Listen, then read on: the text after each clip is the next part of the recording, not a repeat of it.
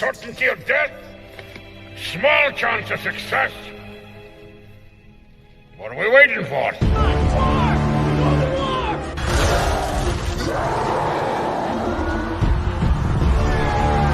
Fellas, I feel this is my lucky day.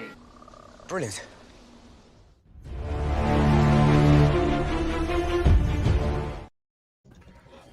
Hey, and welcome to another episode of Rankum. This is the final part that, this is the penultimate part of this. Next week we are doing the all-time, but we're into the 2010s now. And on the panel today we've got Chris. Chris, how's it going? Pretty good. Love horror. This actually is my favorite decade, but when I was in college and breaking movie theaters, so I watched horror movies during my time. And this was my favorite decade for horror. A lot of good stuff. Get it, have fun. And next up we've got Haley. Haley, how's it going? It's going great. I am very surprised with the list I ended up coming up with, but I'm very excited to talk about it. Next up we've got Aaron. Aaron, how's it going? Good. Happy to be here. As a, if you've ever seen me on anything, as a self-complaint, or what's the word? I'm a total bitch, but this is the decade of horror that I've seen the most of. And I think it's definitely a fun discussion to contribute to because there are really some great films out there. And last but not least, we've got Jonathan. Jonathan, how's it going? I'm doing fine, Malcolm. Can't wait to discuss this great decade of horror. I mean, so many original content, so much fantastic stuff since, in my opinion, probably the 80s. So yeah, can't wait to discuss these movies. But with that being said, we're going to go. How Rankum works is we each go around the panel and nominate a movie we think belongs on the top 12 list of horror movies of the 2010s, and then everyone will say yes or no to it. Before I do that, and I realised last week that I didn't actually do this, so what I like to do is I like to show what the poll thought of our previous lists. This is what the poll thought about our horror movies of the 90s, because I didn't actually do it last week. They agreed with our top two, and then it was just slight mix arounds there. And then for last week's one, once again, the top two were the top two in the poll, but then all the others were all over the place. Yeah. But, That's all I'm gonna go with. Yeah. Let me get each other better. but with that being said, Chris, what is the first movie you're going to bring up? So I think about one of my favorite horror movies from 2018. This is a film that I love. I've written not knowing much, but I've written out based on word of mouth. I think one of the most serious, more intense movies that year, but also have a great family dynamic to it. We're talking about A Quiet Place. It's unfortunately directed Quiet Place. I think it's one of the most unique horror movies I ever saw, where it's mostly silent, with sign language and subtitles, but they're down here and there. But it's so intense. The creatures are so creepy, but you had to actually find that family dynamic with Emily Blunt and John Krasinski, Elizabeth Simmons, and I forget his son name. But they all have great dynamic, great emotional core, some really good jump scares, and great ending. Because that movie, we can't talk about that because of that decade, but it was a great starting point of this franchise. That's how they've been making frankly. So Chris, your mic was breaking up a lot, but you did say A Quiet Place, correct? Yeah. I heard A Quiet Place. Yeah, no, that's what I thought I heard. I just thought I'd make sure. Haley, what do you think about A Quiet Place? So my issue with A Quiet Place is a very personal one, and the personal issue is that I was spoiled about this movie before I could ever watch it. Ooh, no. And so my brain goes, if I get spoiled for a movie, there's no point in watching it. And I've done that with a lot of classics that I should have watched, and now I just refuse to. For that reason, and it could be an amazing movie, I wouldn't know. I'm just gonna put no. But if it belongs on this list, hopefully the two below me will say yes. Aaron, what do you think about A Quiet Place? Yeah, I would agree with Chris. What I would add to it, because I think obviously it is a quality film, But what I would add to it is somebody who spent basically the entire back half of the 2010s working at a movie theater. One of the biggest issues in the modern day when it comes to the movie experience is both the constant talking from some people and also cell phones, which are a very distracting thing that a lot of people are very inclined to look at. And A Quiet Place is one of the few films in many, many years that has brought people in so much in terms of keeping them on the edge of their seat and keeping it tense, that the whole movie's premise is around the lack of audio and the lack of sound, and you could walk into theaters and hear it be completely silent. Nobody was playing with their phone, nobody was drawing their attention away from the movie, and the fact that something in the modern era could suck people in that much, I think just goes to show how tense it is as a horror film and how great it is as a film. So yeah. Jonathan, what do you say about A Quiet Place? Yes, this is a great movie. Out of all directors, John Krasinski made a horror film. Jim Halpert himself, and I was very impressed. I was very impressed with the movie. On top of the performances, which I personally thought Blunt should have been nominated for supporting actress or something like that. And we'll get to a few more during this episode, but which performances will get nominated. But yes, on top of the performances, I think the quality regarding the silence is utilized very well. Yeah, very well done, very well timed for this episode. It's utilized very well to keep the tension going, and also they don't show the monsters right away, just like a blur. And it's done very well at the beginning, where spoiler alert, the kid gets taken, presumably dies. So yeah, A Quiet Place should make the list. Yeah, I came to this late. I missed this in cinemas, but this is one that I think when Part 2 was coming out, I watched it for the first time last year, I think. But A Quiet Place is great, and it's for the cinema experience. Like, I saw A Quiet Place Part 2 in cinemas, and there was some people behind me talking. It's like I just turned around and said, "The movie's called A Quiet Place. Shut up." And they didn't say anything after that. But yeah, A Quiet Place. This is a great movie, and I believe there's at least 2 sequel spin-offs in the works. I think Part 3 may be in the works. There's. It's not going to be directed by Krasinski. Yeah, there's whatever the Jeff Nichols is. Well, there's conflicting reports over what it is. Yeah. But yeah, I can't wait to see how they continue this and open it up a little bit more. But Haley, what is the next movie you're going to bring up? So I'm pretty sure everyone's going to say yes to this movie, and I'm going to pull it out right now, because I feel like in all of the fan league movie commentary channels, this movie gets talked about a lot, and it deserves to be, because it's one of the best horror movies of all time, in my opinion. And that's going to be the movie Hereditary. This has one of my favorite actress performances of all time. The story is amazing. The fact that the horror is just rooted in pure grief and such. I mean, it's not a realistic movie. Very supernatural things happen, but the actual horror of it comes from a very real place, from feelings that most of us have had. And that really sits with you. The dinner table scene, oh my God. Anyway, I don't think I need to say any more. This movie's amazing. Hereditary. Aaron, what do you say about Hereditary? I've never seen it. So, yeah, unfortunately, so I'll go over why I said I was a bitch earlier. That's not totally true. So this is a very real thing. I believe technically it is a neurological thing, but I have a very weird reaction to these loud sounds.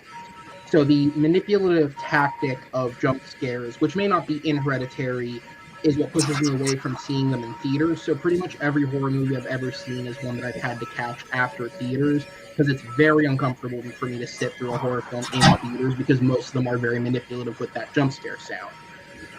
With that said, Hereditary is just one that I've never been able to see or kind of make time for. I'm sure it'll make the list, and from everything I've heard, I'm sure it deserves its place on it. I just can't say yes without having seen it.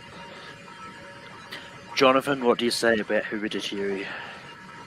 This is 100% yes. This is a fantastic movie. And if we're talking about performances that should have been nominated, Toni Collette. Yes. I don't understand the Academy not nominating Toni Collette. It was just basically, we're talking about snubs. This is basically the major snub of the decade. Because her performance was in the league of its own. Yeah, her performance was better than I think all of the performances, even the winners that year. But yeah, in addition to her performance, I think it is an unsettling film about the basically the slow destruction of a family after a tragic event. Well, actually, a couple of tragic events, but yeah, this is a fantastic movie.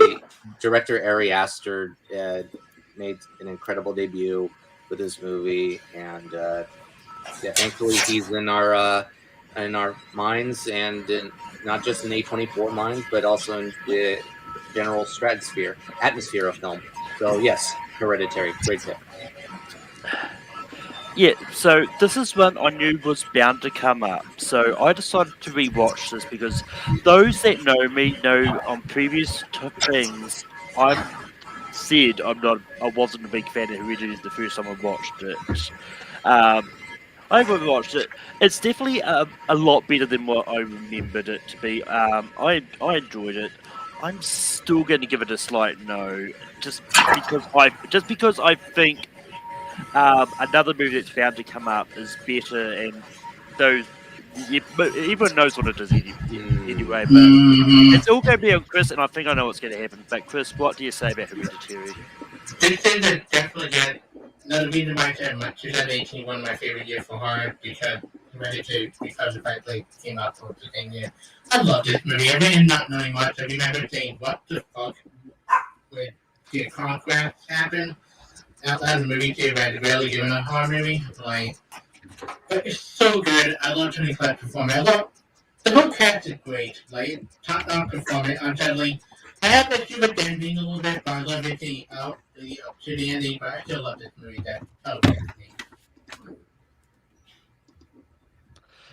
But with that, Hereditary does make this list. Aaron, we go to you. What is the first movie you're going to bring up? All right, let's shoot another easy one off the list. 2013's The Conjuring. Now, I will leave for people who are much more versed in the specifics of horror films to discuss the quality of the film, but what I will say is it is a film that I feel has single-handedly influenced the genre throughout the 2010s. And it probably did start with Juan's previous contribution in Insidious, but I feel like the success of The Conjuring has spurred the direction of horror films from there on out. We've seen more and more films going near supernatural in new and inventive ways versus previous films, which are just taking a lot of the same tropes and slapping them on different films. Most of the supernatural stuff was found footage. With this film, we kind of started moving away from that again. But also the influence it had. The Conjuring spawned a franchise that includes a trilogy in and of itself. It includes a spin-off that received its own trilogy, and it also has 2 more spin-offs following that with more planned for the future. So single-handedly, its influence is more than that of any other horror film within the 2010s. And I feel like if it doesn't make the list, something's probably wrong. Jonathan, what do you say about The Conjuring? So if we're back to this is a good segue because of speaking about directors. I think James Wan should be appreciated because his hand in filmmaking, even this movie, should be applauded because his framework in almost each scene is fantastic. And his camera work basically makes the movie quite unbelievable and somewhat realistic when it comes to the exorcism scenes. I mean, it is terrifying. Those scenes are terrifying, probably more realistic than The Exorcist, if you think about it. Because The Exorcist, at its time, it was scary. But, in retrospect today, I mean, it's a little silly, but it's still a classic. But The Conjuring, this is a great pick. I think this should go on the list. Yeah, 100%. And also the Warrens, played by Vera Farmiga and Patrick Wilson. That's the reason. Those two, in addition to maybe James Wan, are the reasons why I followed this Conjuring franchise, the main Conjuring franchise, because they're very fantastic together. So yes to The Conjuring. I finally got around to watching The Conjuring for this list, and this is one that I really like. I mean, and it's an easy yes for me. And it's just the ones dealing with this paranormal entities. It's just one of those ones that you definitely don't see a lot of these possessed movies much work as well as what The Conjuring did. Because I think what The Exorcist did was something that people tried to replicate, but really couldn't match up to it. And I think James Wan for The Conjuring, I think this is something that he managed to find a way to match up to it. Everyone's sort of putting this in the same vein as The Exorcist now. So I'm glad I finally watched it. Eventually I'll get to the sequels, but I probably won't get to them to another 5 or 10 years. Chris, what do you say about The Conjuring? Yeah, this is a film I've been not knowing much when I saw the movie theater, and it scared the living shit out of me. You know, when you had a clap moment, I jumped pretty scaredly out. I actually got to meet Lorraine Warren in real life, and she is an interesting person in real life to meet. And it kind of changed my opinion about a lot of this stuff. But yeah, I love The Conjuring. There's probably kind of dip here and there with the continued sequels they wanted to. I'd like that might be up later. But yeah, first one, they scared, and the whole is scary as hell. And some good humor about. So hell yeah, to The Conjuring. Hey, and Haley, what would you have said about The Conjuring? So, this might be an unpopular opinion, but I definitely respect The Conjuring. I think it's a good movie. I don't think it's a top 12. It definitely had a lot of influence, but I don't know if it kind of holds up as much. Especially because we're seeing a lot more inventive horror in this decade, and this kind of falls back to more of the other possession type supernatural movies that focus more on, wow, this thing is haunted and terrifying and possessed. And a lot of movies this decade tend to go more of like the commentary around the possession and the supernatural and all of that. So for that reason, I would have picked a slight no, because there's just so many other better movies on this that I want to put on here. But it's already on here, so that's cool. But with also, that, I just have to run real quick and grab my charger. But with that, Jonathan, what is the first movie you're going to bring up? Okay, I guess because I had a little strategy as to which movie I will be nominating first, but it seems that everybody's getting the easier picks out of the way. So let's see. Chris picked Quiet Place. Haley picked Hereditary. Aaron picked The Conjuring. So let's go with this movie that was nominated for Best Picture that came out in 2017, Jordan Peele's Get Out. Get Out is a great film. This movie holds up in repeated viewing. Peele basically twists the horror genre a little bit with some satire about elitism, class, but also some terrifying notions regarding racism, also elitism as well. But on top of all that social commentary, it is a visual flair, a fantastic visual flair, a terrifying movie, especially towards the back half, where it's not just the tense, loud moments in the climax, but also during the dinner scene, the quiet dinner scene amongst the family, the immediate family, and also the auction scene, where it was done really well. But yeah, this is a fantastic movie, well directed, well scripted. fantastically performed by Kaluuya, Bradley Whitford.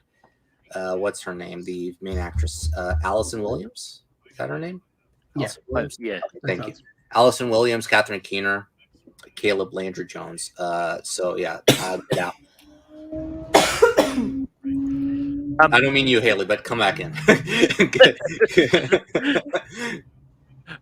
But yeah,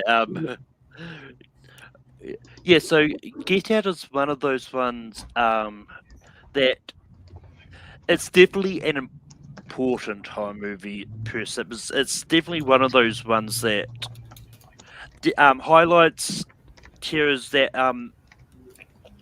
that I think most of us personally may not have dealt with things like that before, because this is one that more is aimed at the black community. But this is this is a good movie. It's an easy yes. And yeah, I haven't seen this in a while, so I'm not going to try and pretend I have. Chris, what do you say about Get Out? You're muted, Pal. Easy Get to the movie that I love. It's funny, it's creepy. It's got a lot of good, like, creepiness. I love it a lot. If we beat up the other one that also directed by directors, but I loved it so much. It's definitely one of the films that hold up and really be scary. I watch it every time I have it on TV at this moment. So yeah, it's me. But Haley, what do you say about Get Out? Luckily, I have this playing in another room, so while I was running around for my charger, I could still hear what you're saying. But I wouldn't even consider this like one of the best horror movies of the 2010s. I would consider this one of the most decade-defining movies of the 2010s, just without even the genre.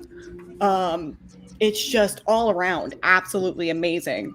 And the fact that Jordan Peele decided to like make this family more of like this liberal, like kind of a little more unexpected. Like he could have done an easy job at making this like this super conservative, super like overtly racist family, but he made it a little more subtle, and I really love that. This is just a excellent movie. I really want to rewatch it tonight, but I didn't have the time to do that. And it makes me whenever I end up watching Key and Peele, because that's one of my like go-to comfort shows, I always just sit there and think, he went on to go make Get Out. Like, that's insane. He makes these, I mean, they're hilarious and they're amazing, but they're like just comedy sketches. And then he goes on to make one of the most brilliant movies of our decade. That's so cool to me. I can just, good. Yes. But Aaron, what do you say about Get Out? Well, I mean, it makes the list no matter what I say, so I'll save us time. It's a great film. Yeah. And with that, Get Out got on the list. Yay. But it moved on to me. And just because I hinted at it before, I'm going to get it out the way. I think Midsummer is better than Hereditary. And look, I mean, I this is one that I really love. And Florence Pugh had an amazing year this 2019. in 2019. I agree with I was that. about to say last year, I think it was 2020, but 2020 never happened. So for all It's all just one long year. yeah. But yeah, I really love Midsummer. This is one of those ones that is one of those movies that is, to me, really defines what being in a cult is like. And it's just one of those ones that I think works so well because it brings that sort of creepiness of the cult to life. And let's face it, there's a lot of real life cults out there now that it's just really shouldn't exist, but they exist. But Chris, what do you say about Midsummer? This is a film I only seen once in theater. No, I saw it on DVD, and I like it. I think Pew performance alone elevates the film. I think it's one of the most hardest movies to watch. because of how gory it is and how disturbing it is. When the time I had to look away from the screen. I don't give a slight no. I think it's a really good film. It's just something I have to go back and rewatch, and it's not in my top 12 of favorite horror movies for the decade. I consider it more psychological than horror. But I'll leave it to the rest of the panel. But Haley, what do you say about Midsummer? So one thing that I think is really cool about Midsummer is not only is it just a good horror movie, but it's almost like a litmus test of like how easily could you fall for being in a cult. Because yeah, it's cool to see a really bad ex, spoiler alert, you know what happens at the end, but also it's like it really like the whole movie, I mean, I wouldn't say like actively brainwashes you, but it definitely manipulates your feelings a little bit into making this like this almost like good for her type story when it's not very good for her. And I think that's just like a really interesting mental psychological type test.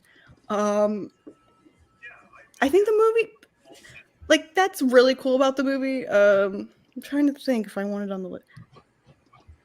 We'll put it on the list. We'll give it a yes. It's good. I just hope the future movie. I think I know where this is going because I'm last. So. But Aaron, what do you say about Midsummer? Midsummer sounds as good as Hereditary. Also haven't seen it. Jonathan? Oh, crap. Shoot.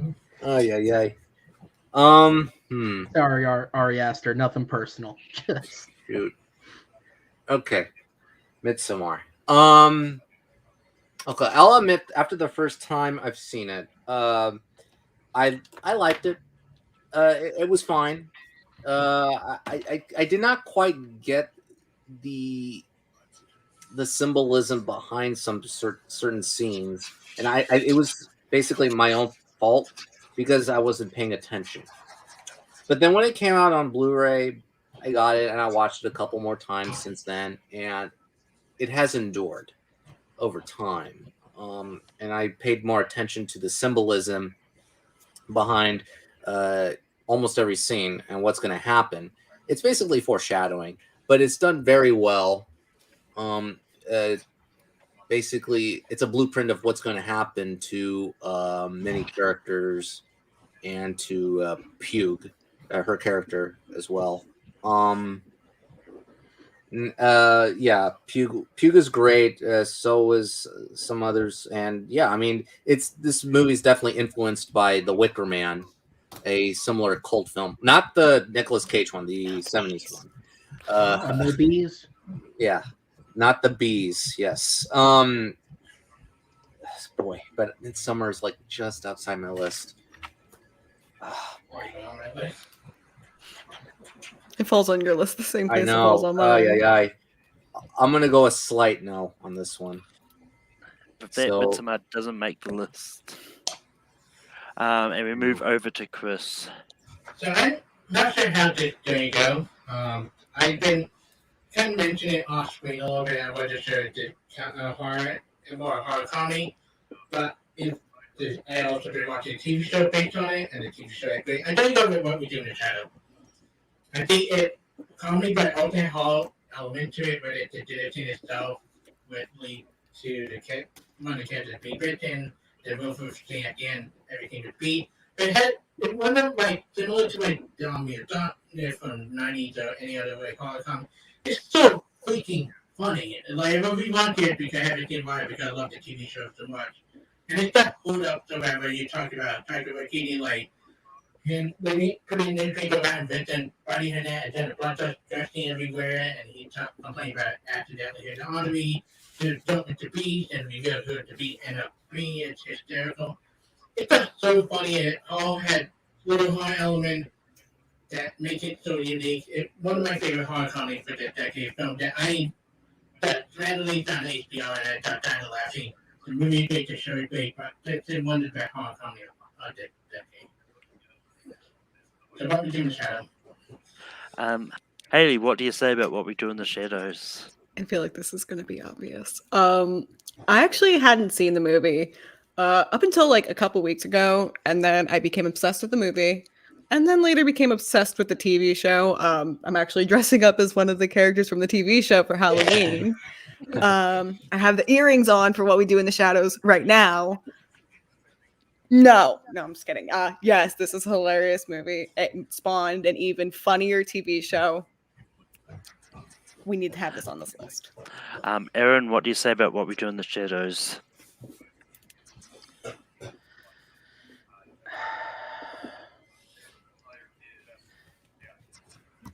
I think I do really like the movie, but I'm gonna say no only because if it ends up on it, then it's not like I protest or anything. That'd be really weird to protest this show. But for me, I guess it's more just the film. Horror to me has to have some element of scare, and while the film is obviously based on vampire lore and it is very, very funny and very entertaining, there's no ounce of this film that has a scary bone in its body, at least to me. Maybe the show does. I haven't seen it, to be fair.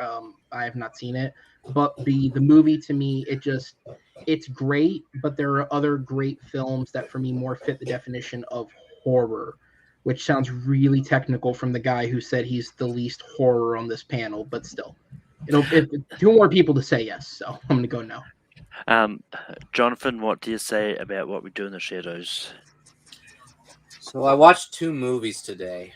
I rewatched one and I watched another one, just in case it may be brought up. We'll see. With this, the other one will make the list. The one I rewatched was What We Do in the Shadows, because I saw it. I hadn't seen it since it came out, so I didn't really remember the movie that well. 100% yes. This is a great movie. This is a great horror comedy. I was laughing. It holds up. This is probably one of the best mockumentaries of all time, next to Spinal Tap.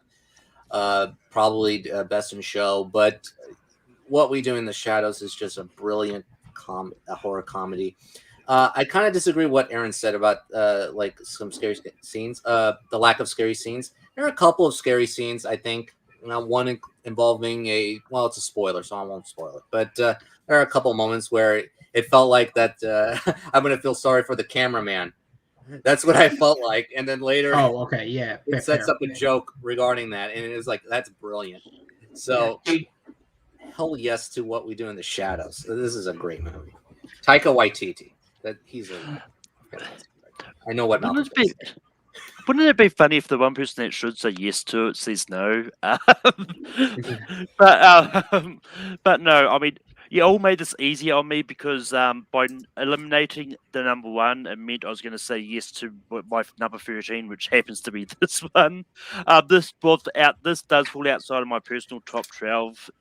But because you said no, you denied Midsummer. This ends up next on the list.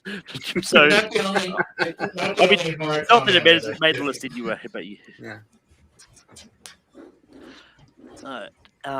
And Haley, what is the next movie you're going to bring up? So I was told to do one movie next as a nomination, but I'm kind of tempted to do the other. But looking at this panel, I think the movie that I wanted to put up originally might already come up, so I'll give it to one of you guys. So for now, I'm just going to bring up a reboot. This is actually not the only reboot I have. There's 3 different reboots that I want to nominate, but this is the first one. It is Halloween 2018 version.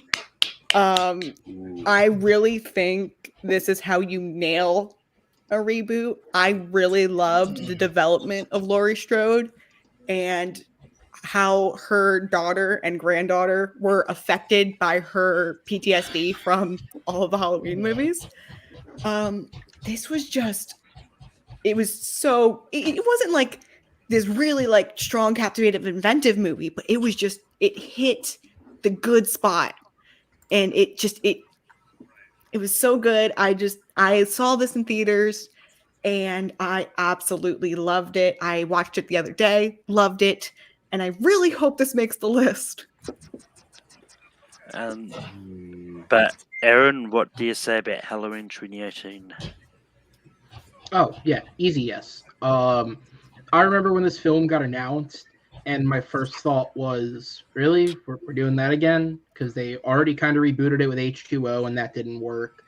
Or not that the film was bad, but it died off. And then they did the Rob Zombie thing, and that really didn't work. And we're doing this again. And then David Gordon Green got announced, and I thought, really, the Pineapple Express guy is going to make a Halloween film. All right, here we go.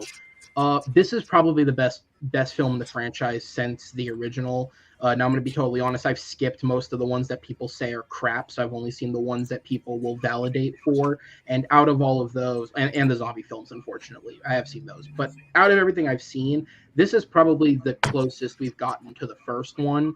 And no spoilers for Halloween Kills, but it's still the closest we've gotten to the first one. It really is a great film, and I do agree with your point that it is interesting to kind of. It's one thing that we never really got to see, even when she did have kids in H2O. We never really got to see just how much something like this would affect you going throughout the rest of your life, and the fact that it's affected generations of her family and their relationships. And I think it did that really well. The acting was really, really good in it. And it made Michael Myers scary again, which is something I don't think he had been for a very long time, just by way of the movies being so bad.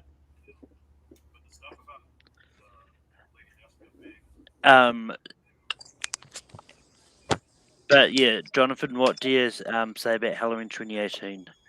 Well, a couple of things. One, dang, Chris, that looks better. Dang, that's a really good camera right there. And two, Aaron, I gotta be honest, the flickering lights are scaring me. I'm sorry. I wish I could say this was on purpose, but I think my bulb's finally getting ready to actually die. It works, doesn't it? It works. All right, but back to Halloween. I did rewatch this in preparation for Halloween Kills, and it is better than my first viewing of the 2018 version. It is a good movie. I do not have it on my list because I think there are better ones, but it's a good movie. I dug the performances. Michael Myers was definitely terrifying. I thought they balanced the horror and a couple of nostalgia scenes real well. Green did some terrific work in the camera work, especially the one moment where it was like a one-shot scene where he's going to a house. And that was used in the trailer as well. But I'm gonna go no. I think there are better ones in the 2010s, in my opinion. Yeah, I mean, when it comes to a lot of the franchises, I have no idea which ones I've seen and which ones I haven't. I know I haven't seen this Halloween movie. It's one I eventually do want to see it for when I finally get around to seeing the sequel, because I'm not going to see the sequel without seeing this one. But Chris, what do you say about Halloween 2018? Regardless of how I feel about Halloween Kills, what I really did not like, it kind of tainted my view on this a little bit, especially how they kind of retcon watching. I do like Halloween 2018 a lot. I don't particularly love the side character a lot. I love Jamie Lee Curtis performer. I think she is the best. She and the one who played Mike Myers, the best thing about this one. That one shot take scene is scary. It creeped me out. There's some satisfying moment. I don't give it a slight yet. The only thing that we're holding me back would be the sequel, but I do love this a lot. Regardless of how I feel about having that one pick up with it. So yeah, for me. And with that, it does make the list. This hurts my list big time. Oh yeah. Oh man. And with that, we move over to Aaron. All right. Since we've had a lot of big ones come up, I'm going to go for a small one and see how this goes. I'm going to put up I believe it was 2015 film Green Room, which for anyone who may not remember what this is, it was a horror thriller film that came out. It was one of the final performances of Anton Yelchin, who obviously passed away in 2016. And it's a very straightforward premise. A band goes to play at this really kind of down and out bar that happens to, or they don't realize it ahead of time, but it happens to be run by Nazis, basically, or neo-Nazis is probably what they'd be referred to as properly. The movie is absolutely terrifying for something that is such a small thriller and such a one-line concept of just you are stuck in this very general area of this bar and green room being held up by these Nazis, is something that I think anyone would be horrified at the thought of, and the movie takes that to the nth degree. I also think it does a good job of taking somebody who generally has been seen in a very positive light thanks to his roles in Star Trek and the X-Men franchise as this like very happy, loving, fatherly figure in Patrick Stewart, and they make him absolutely fucking terrifying throughout this entire movie. He's never been more threatening. I don't think anyone will match it. And of course, I think Anton Yelchin does a great job as the lead. This was, like I said, this is one of the final films that he made, and it's one of the films, along with the other list of films in his filmography, where you watch it and just think it is a shame that he's not with us anymore and that he passed away so young, because he's so good at so many things, and he really leads this film very well. So that's what I'm going to put up there, Green Room. I don't know, because I know this was a very small film, but I loved it personally. So. Jonathan, what do you say about Green Room? I like this movie a lot. I have a tough time categorizing this movie because sometimes I categorize it as horror, and then at times I categorize it as like a thriller, like a hard-edged thriller. Because we're basically spending time with most of the band trapped in that club, that bar. The neo-Nazis, they are terrifying. I like what they do, and this is what kind of bugs me a little bit in horror movies. I like what they do with the dogs. Yes. That's all I have to say about that. Oh no. There's a moment that is surprisingly touching towards the end, and I'm going to leave it at that in case not many people have seen it. But that was like out of nowhere. Green Room, yes, it is there are a couple of good performances. I think I want to also center on what's her name, Imogen Poots. Yeah. Yes, I thought she was the MVP of the movie. I thought she stole the movie, especially from Yelchin and Patrick Stewart, even though Patrick Stewart was terrifying, but she did a great job in my opinion. So, but Green Room is in my honorable mentions. That was actually one of the 8 or 9 movies tackling for those final spots in my list. So, it's a very good choice. A24, another A24 film. But I'm gonna go a slight no. But yeah, this is a very good movie. I do recommend it. Yeah. Even if I like, this is one that I just don't like. It's fine. But so it's going to be an easy no for me. But like Patrick Stewart was good in it. I'll give it that. Chris, what do you say about Green Room? I'm struggling with this. I do like this movie a lot. I don't consider it horror per se. I consider it more thriller with psychological aspect to it. It's a great movie. I think Stewart great, Anton is great, Pot great, and Chance is great. A24 movie. I do get a slight no because the others I think deserve to be on this film, especially for A24. And I'm hoping we get round to it. And Haley, what would you have said about Green Room? I know in concept this movie sounds amazing, and I'm pretty sure I would love it, but I've never seen it, so yeah, I will exempt myself. But with that, Jonathan, what is your next nomination? I'm gonna bring up a foreign film. So I think this is one of the top tier horror films of the decade, and it is an adrenaline ride from beginning to end. It never stops. I'm going to nominate Train to Busan. This is a fantastic zombie horror film. I think this is probably my favorite zombie horror film. It just never lets its guard down. It just keeps on going from beginning to end.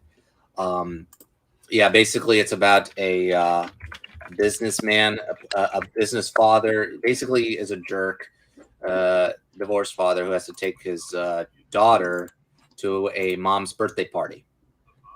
And then, and all of a sudden, these one zombie person shows up, bites another person, and it's just a domino effect, and it's a thrill ride, a train ride, in fact, with zombies. So yeah, that's my nomination. Train to Busan. It should make the list. I mean, I'm just waiting for the sequel, the prequel, Plane to Busan, and then the sequel, Automobile to Busan. Plane to Busan. Planes, Ooh, trains, I think- automobiles. Oh. but anyway, I think they're all dead at the end in Plane to Busan. Car to Busan, that'll be interesting. Didn't they Wasn't make that a just sequel? 20 minutes of World War Z? Yeah, that's basically it. But anyway, look, this is one of those ones when it comes to zombie movies. Like I've seen bits and pieces of this. I haven't actually seen the whole movie, but it looks like just like every other zombie movie. It's just one of those ones. When it comes to zombie movies, it's really hard to stand out from all the other zombie movies. Are really similar in tone. I mean, this is one I probably will give it a shot when I get a chance, but I just haven't seen the whole thing, so I'm not going to judge it based on the clips I've seen. Chris, what do you say about Train to Busan? I sadly, this is the first movie we brought up. I have not seen. I heard about it on my list of movies to watch sometime soon. But I will get around to seeing it. I haven't had to watch it yet. But Haley, what do you say about Train to Busan? I'm almost certain I'd love it if I watched it. And it's one of those movies I've tried to watch. Like I've made plans to watch, and then the plans fall through. So I'll just use this second to talk about 2020 movie, also foreign, also zombies. #alive. Check it out. Obviously, you can't make this list, so this is the perfect time to say, "Hey, check out that movie." So this is just going to make me want to watch it more, but I have to exempt myself because I haven't seen it. But Aaron, what would you have said about Train to Busan? Well, I also haven't seen it, so does that mean it technically makes it since it's 1-0? Because It doesn't make it. No one else see. No one else. No, nobody has seen it. No, sorry. Seriously, it's that good. Yeah. But gonna go on to meet and nominate.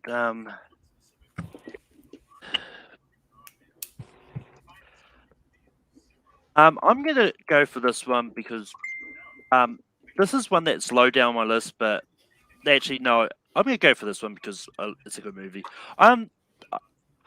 Look, when they announced they're going to do a sequel to The Shining, but they're going to try and combine the movie, the book of this movie, and then the actual Shining movie, and try to make it work, I was saying that it's impossible. But Dr. Sleep, directed by Mike Flanagan, was incredible.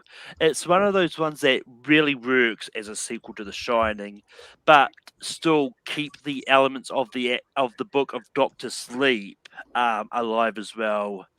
And because for those that don't know, at the end of the book of the original Shining book, the Overlook was destroyed and all that, but because it wasn't destroyed in the movie, they had to sort of work it around so that they for this, and the fact that they did use that original ending in Doctor Sleep by destroying the Overlook at the end. Spoilers, but Ewan McGregor was great as a grown-up version of Danny, and even I can never remember which Rebecca was it. Was it Rebecca Ferguson that was supposed to hat, or was it Yes. Rebecca. Yeah. I knew it was a Rebecca. I can never remember which one is which and what movie, but there should be a showdown category, Hall or Ferguson. But with that being said, Doctor Sleep is a great movie. I'm curious to see where this is going to go. But Chris, what do you say about Doctor Sleep? You took the next one on my list I would do bring up. I love this movie. This film I was tempted to see, but everybody would tell me it was good. I went to see it next to me, and it was like, I thought it was great. I don't love the hotel aspect of it. I think it kind of slowed down a little bit and love everything I love. But I love the first two half. It has scary moment. Tremblay cameo is one of the most terrifying scenes about a jump scare in any horror movie I've seen in that decade, and it's horrifying. The young girl, I forget the actor name, phenomenal movie. Everybody gave me top-notch performances, and even the people at Davey Cat for the Shiny did a really good job with doing the familiar roles. I love this film. It definitely, yes, for me. This is one of the surprising films for this decade that took me by surprise. And I love this director. I love Mike Flanagan. I can't wait to see what he does next. Haley, what do you say about Doctor Sleep? There is only one Mike Flanagan movie that I will say no to. This is not one of them.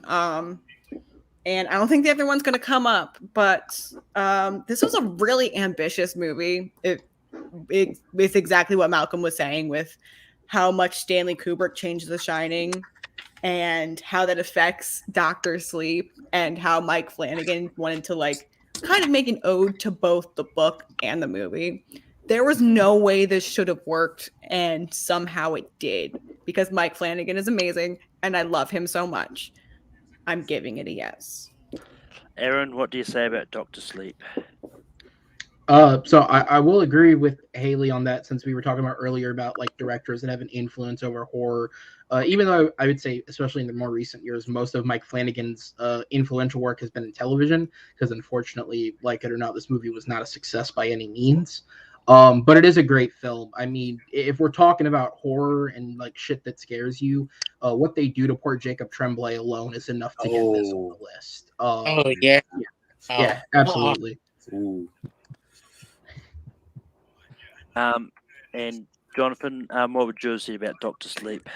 Well, this would be a sweep because Train to Busan was off my list, and Doctor Sleep was next up on the board. So it jumped up to my 12th. So Haley said the right adjective. It is an ambitious film. It shouldn't have worked, but it worked really well. I think that the director's cut of Doctor Sleep is better than the original cut. I think it has more material added on to it. I think the first 2/3 are excellent. The last third of the hotel, it's fine. It's all right. It's a little overblown, but Mike Flanagan should be on this list for sure. Doctor Sleep is an 100% yes. I see what you did there. The hotel itself was also overblown in the movie. But anyway, Chris, what is the next movie you're going to nominate? So I'm going to go outside the box here. This is a film I'm not sure a lot of people have seen. It's a sequel to a film I like a lot, but this is a sequel, one of the rare horror sequels that have 100% Rotten Tomatoes. And you have not seen it yet. It had unknown cast and main actor Mark Duplass. It's Creep 2. Creep 2 is one of the rare horror sequels that improve on where the first one is really good, but also give you an interesting look at a serial killer's life. He's challenging the victim to document his life, for 24 hours. And 10 cat-mouse game. Desiree Atkinson, I think the name of the female actress, is great. They're back and forth. Intense, interesting. Mark Duplass giving one of the best horror performances of the decade because it's so creepy, but at the same time, he made you laugh. At the same time, kind of feeling sorry for him. But he's unnerving. The moment ahead, especially the freaking whistle, and when you get to the ending and how the film ended, one of the most haunting last moment of the film that kind of gave you a creep. I can't wait for the sequel. I hope it comes out sometime soon. This is definitely a movie people need to check out. The first one's really good about, but I do recommend the sequel. You don't have to watch the first one and watch the second one. Very great standalone movie with a little nod to the first one, but definitely you had Netflix check this out. Creep 2. Haley, what do you say about Creep 2? Haven't seen it. That's it. Haven't seen it. Aaron, what do you say about Creep 2? Sorry, buddy, haven't seen it. Jonathan, what do you say about Creep 2? Sorry, man, haven't seen it. This is on my watch list though. I've seen the first one. I really did not like the first one. This improves on the second one, it must do it a lot. But I have not seen this one yet, and I've seen the first one. I'm not in a hurry to see the second one. Sorry. It's actually a lot. I'm trying to say that it definitely made it more interesting. Dark comedy, interesting look at stuff. But anyway, Haley, we go to you. What is the next movie you're going to bring up? So what's really funny about this list is when I was first invited onto this stream, I was like, I didn't think there were many good 2010s horror films, but the ones that existed were amazing. Now I'm sitting here choosing between 10 different ones we haven't talked about yet. I know, and which one I want to bring up next. It is overwhelming. Yeah. This is a really good decade for horror, and I think it's a very underestimated decade for horror. But I'm going to go with a movie that I think belongs on this list the most out of them all, or just at least needs to be talked about. And it's a movie I watched last night for the first time. It's the movie Us. It took me several years to watch this movie for very personal, kind of downer, sad reasons. But when I finally got the chance to watch it, it just, as terrifying and as kind of upsetting and dark as this movie was, it was kind of really nice to watch. Kind of very pleasant, very comforting in a very weird way. I know, I need help. But one thing that made me really mad is when I went to do more research on this movie and I found out this got 0 Oscar noms. And I wouldn't say this is big as Toni Collette's snub, but Lupita Nyong'o, that's a snub. She should have got a Best Actress nom for this movie. Her acting is absolutely incredible. It is better than any movie she's ever done. Not to downplay her other movies. This is an amazing movie. I know people compare it to Get Out too much, and then it kind of doesn't look as good, but it's amazing still. Very twisted, very, I don't know. Please put this on the list. Aaron, what do you say about Us? I have a feeling based off reactions, no matter what I say, it might make it. But for me, because we're doing only 12 best, I'm going to go with no. I do think as a horror movie, it is solid. But for me, what hurts this movie, and I've only seen it the one time, maybe it's one where you have to rewatch it, but I can take a film that goes with this concept that is just aiming to be scary, and I think it would be a fine enough movie.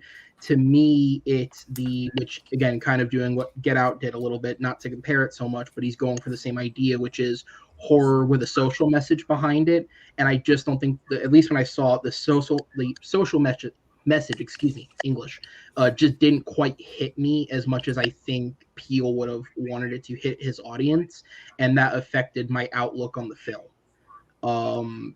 Again, as a horror film in and of itself, it's effective, but when I take the whole project together, I do have to take into account that he is trying to deliver a message with this film, and for me, the message didn't quite hit as well as I would have wanted it to, so that's why I say no. But again, it's one of those where if it makes it, it's not like I'm going to be protesting. It is still a really good film. But Jonathan, what do you say about Us?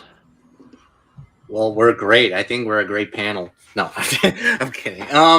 We are still. Us. I'm gonna make it quick. Aaron just said exactly what I was gonna say. I think the more I think about it, it is a good movie. I think the more I think about it, the more I see holes in the story. I just have a lot of questions. So to be quick, I'm gonna go no.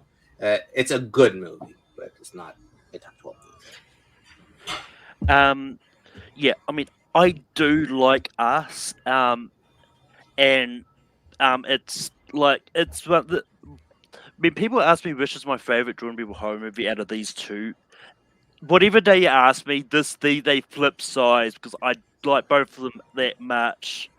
And who knows? Maybe once Nope comes out, it's going to be the same thing. It's going to be sort of rotating around there. But I mean, looking at what has made the list so far, I'm just saying no purely for the reason it's looking like getting a lot from the back half of the tens. So for that reason, I'm saying no. I think by my calculation, it's not going to make the list. So what would you have said, Chris? Sadly, in my head, yet I love this film. I think Lupita was no, but he definitely gave one more terrifying performance from this decade. I love her. I think everybody went to do it great. It's funny and creepy. Very comically thing is one of the more funniest moment in the film. Sadly, won't make the list by what I said yet.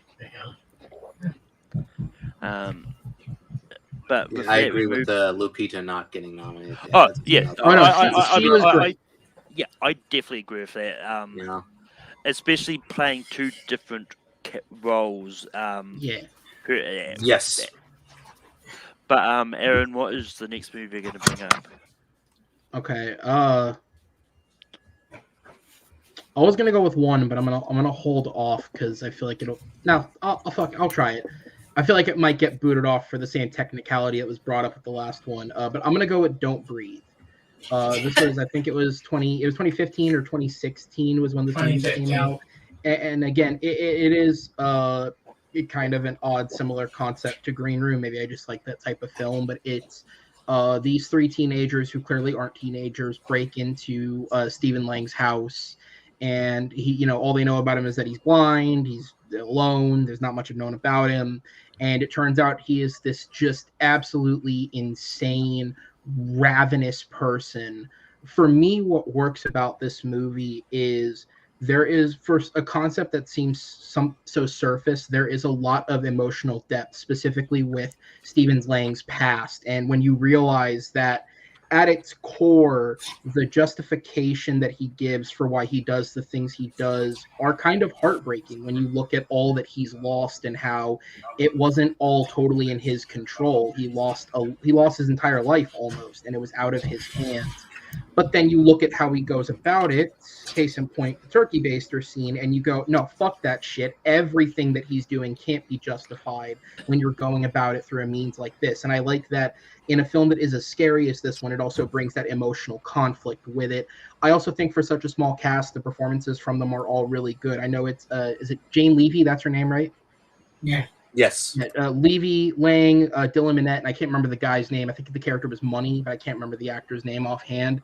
All of them have a specific role to play for however long they're in the story, and I think each of them executes it as well as they could have, and it brings it all together for all in all. Again, like I said, I think it's for the depth that it has when it could have been so very surface level basic is why it works for me. Jonathan, what do you say about Don't Breathe? So I have seen it one time though, and when it came out.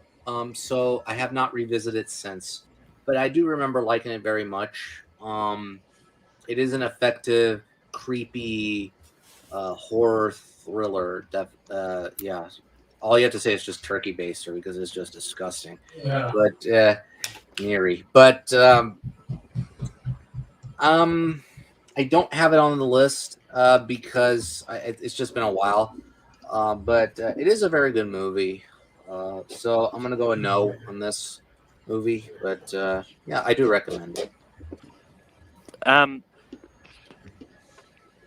But yeah, this is also one I haven't seen in a while. But yeah, for that I just don't remember much. Actually, I mean, it's at that point I actually don't remember if I've seen this at all. So I've either seen Don't Breathe or Lights Out. I cannot remember which. So I'm just gonna say no to this. Chris, what do you say about Don't Breathe? I love this film. So leave it up to Haley to make the final vote here because I do like this film a lot. Stephen Lang gave one of the freaking terrifying performance in any horror movie I've seen this past decade. And unnerved me. The reason why I had not seen the sequel yet, because I don't know how you should redeem him after this one. But I think that was like yet and leave up to Haley to make the deciding vote. So, Haley, it's on you. What did you say about Don't Breathe? I love Stephen Lang, and I remember seeing trailers for this movie and being very excited for it. Then I watched it, and I love horror because I love all the creepy, gory, nasty, all that stuff. It's amazing to me. But this movie just gave me an ick. Like, not even like that satisfying, like, ooh, good horror. No, it just did not sit right with me whatsoever. And I know it's not supposed to. It's horror. But it's just the kind of spectrum from of entertaining to ick. It was leaning too much towards ick and not enough towards entertaining. So for that reason, I have to give it a no. And to be fair, I can totally respect that. There's a reason we're all just saying turkey baster instead of actually describing what happened. Yeah. That is definitely a deal breaker for somebody, potentially. But Jonathan, it's on you. What's your next movie you're going to bring up? All right, let's get away from the ick and go from the laughs a little bit. Well, yeah, there's some scary stuff in this, but it's scary, it's funny, it utilizes its satire quite well. I'm going to nominate The Cabin in the Woods. The Cabin in the Woods. So basically it follows like a group of college students who travel to a remote cabin, but they don't suspect that there are victims of technicians manipulating the events using all these horror tropes of the zombies and everybody else, like backwoods zombies, to play out this game. And it's sort of like fantasy horror film or fantasy football, fantasy baseball, like who's gonna kill who off. And it is fun. Yeah, this is just a delight from beginning to end. I mean, it is so much. Yeah, it's so much fun. So I have to nominate The Cabin in the Woods. It is one of my favorite horror movies of the decade. Yeah, this is one that I really love, and I didn't expect to love it as much as I did. But like, this is just this great cast because you got Chris Hemsworth, you got Anna Hutchinson, who's a great Carrie actress. Kristen Connolly. Yeah, got so much. Yes, so much good people in there. But yeah, this is an easy yes for me. And I'm not going to say too much because I'm afraid I'll give away the twist at the end. But yes, Chris, what do you say about Cabin in the Woods? I freaking loved this movie. I remember seeing it like 2 weeks before. I think it came out like 1 or 2 weeks before Avengers came out back in 2012. I love this film. It's funny, it's creepy. It once tried to cameo with it away for anybody who's never seen it from a certain person. But it's a lot of laugh at it, and not the only which taken harsh on my list, but I love the film to death. Yeah, the whole cast is great. I laughed. I got like the last 20 minutes of the film, especially from certain advent, it's pitch perfect. And so, like, you huge horror fan, you do get kicked out the last 20 minutes, especially one which is so that gets the bigger laugh from me out of the air. What the fuck? Haley, what do you say about Cabin in the Woods? Cabin in the Woods falls into one of my favorite micro genres of no matter how many times you watch this movie, you will find a new detail and discover something new about it because there's just so many little tiny things in it that I really love.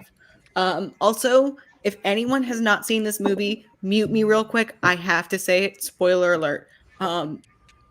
This movie falls into my favorite perfect double feature, which is watching this first and then watching This Is the End. They fit so perfectly together. Oh my god. It is such a good experience. Like, just pretend it is the same universe. Clever. It's amazing. If you haven't done that, go ahead. And I will give it a yes with that.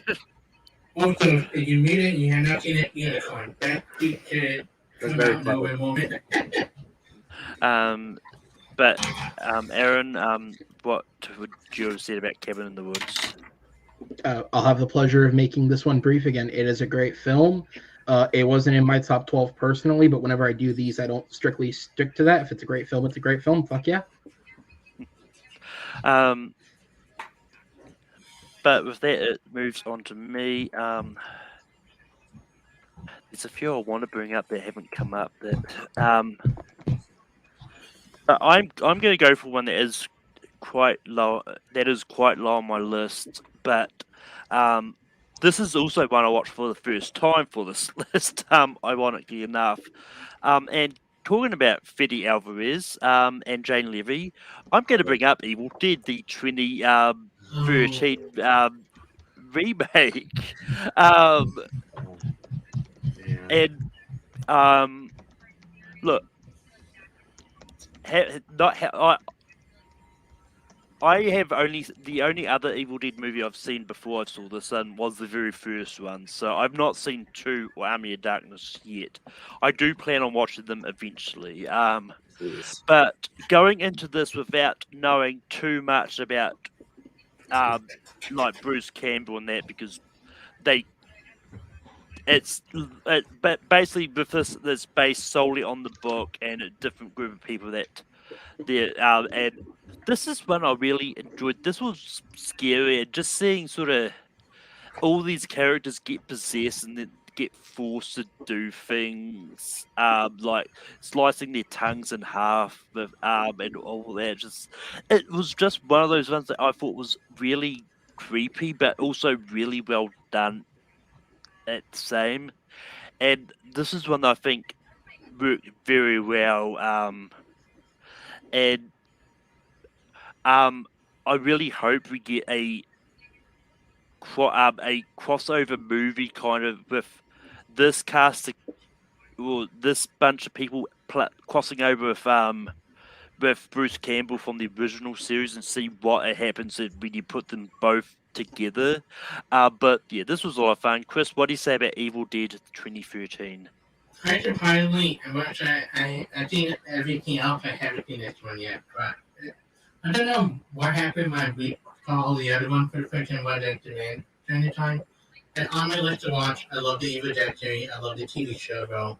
But on my list to watch it, in 1915, I love Freddie Hackman as directors. So on my list to see Italian has to take over because I have not watched it yet. Haley, what do you say about Evil Dead 2013? So this movie had the exact opposite effect Don't Breathe had, which I thought I was going to hate this movie. I'm not a big fan of remakes. The couple that I love, but that's very few. However, this really pleasantly surprised me. And I love the original Evil Dead, so I have this up to high standards. But this was like surprisingly good. I was very entertained the entire time.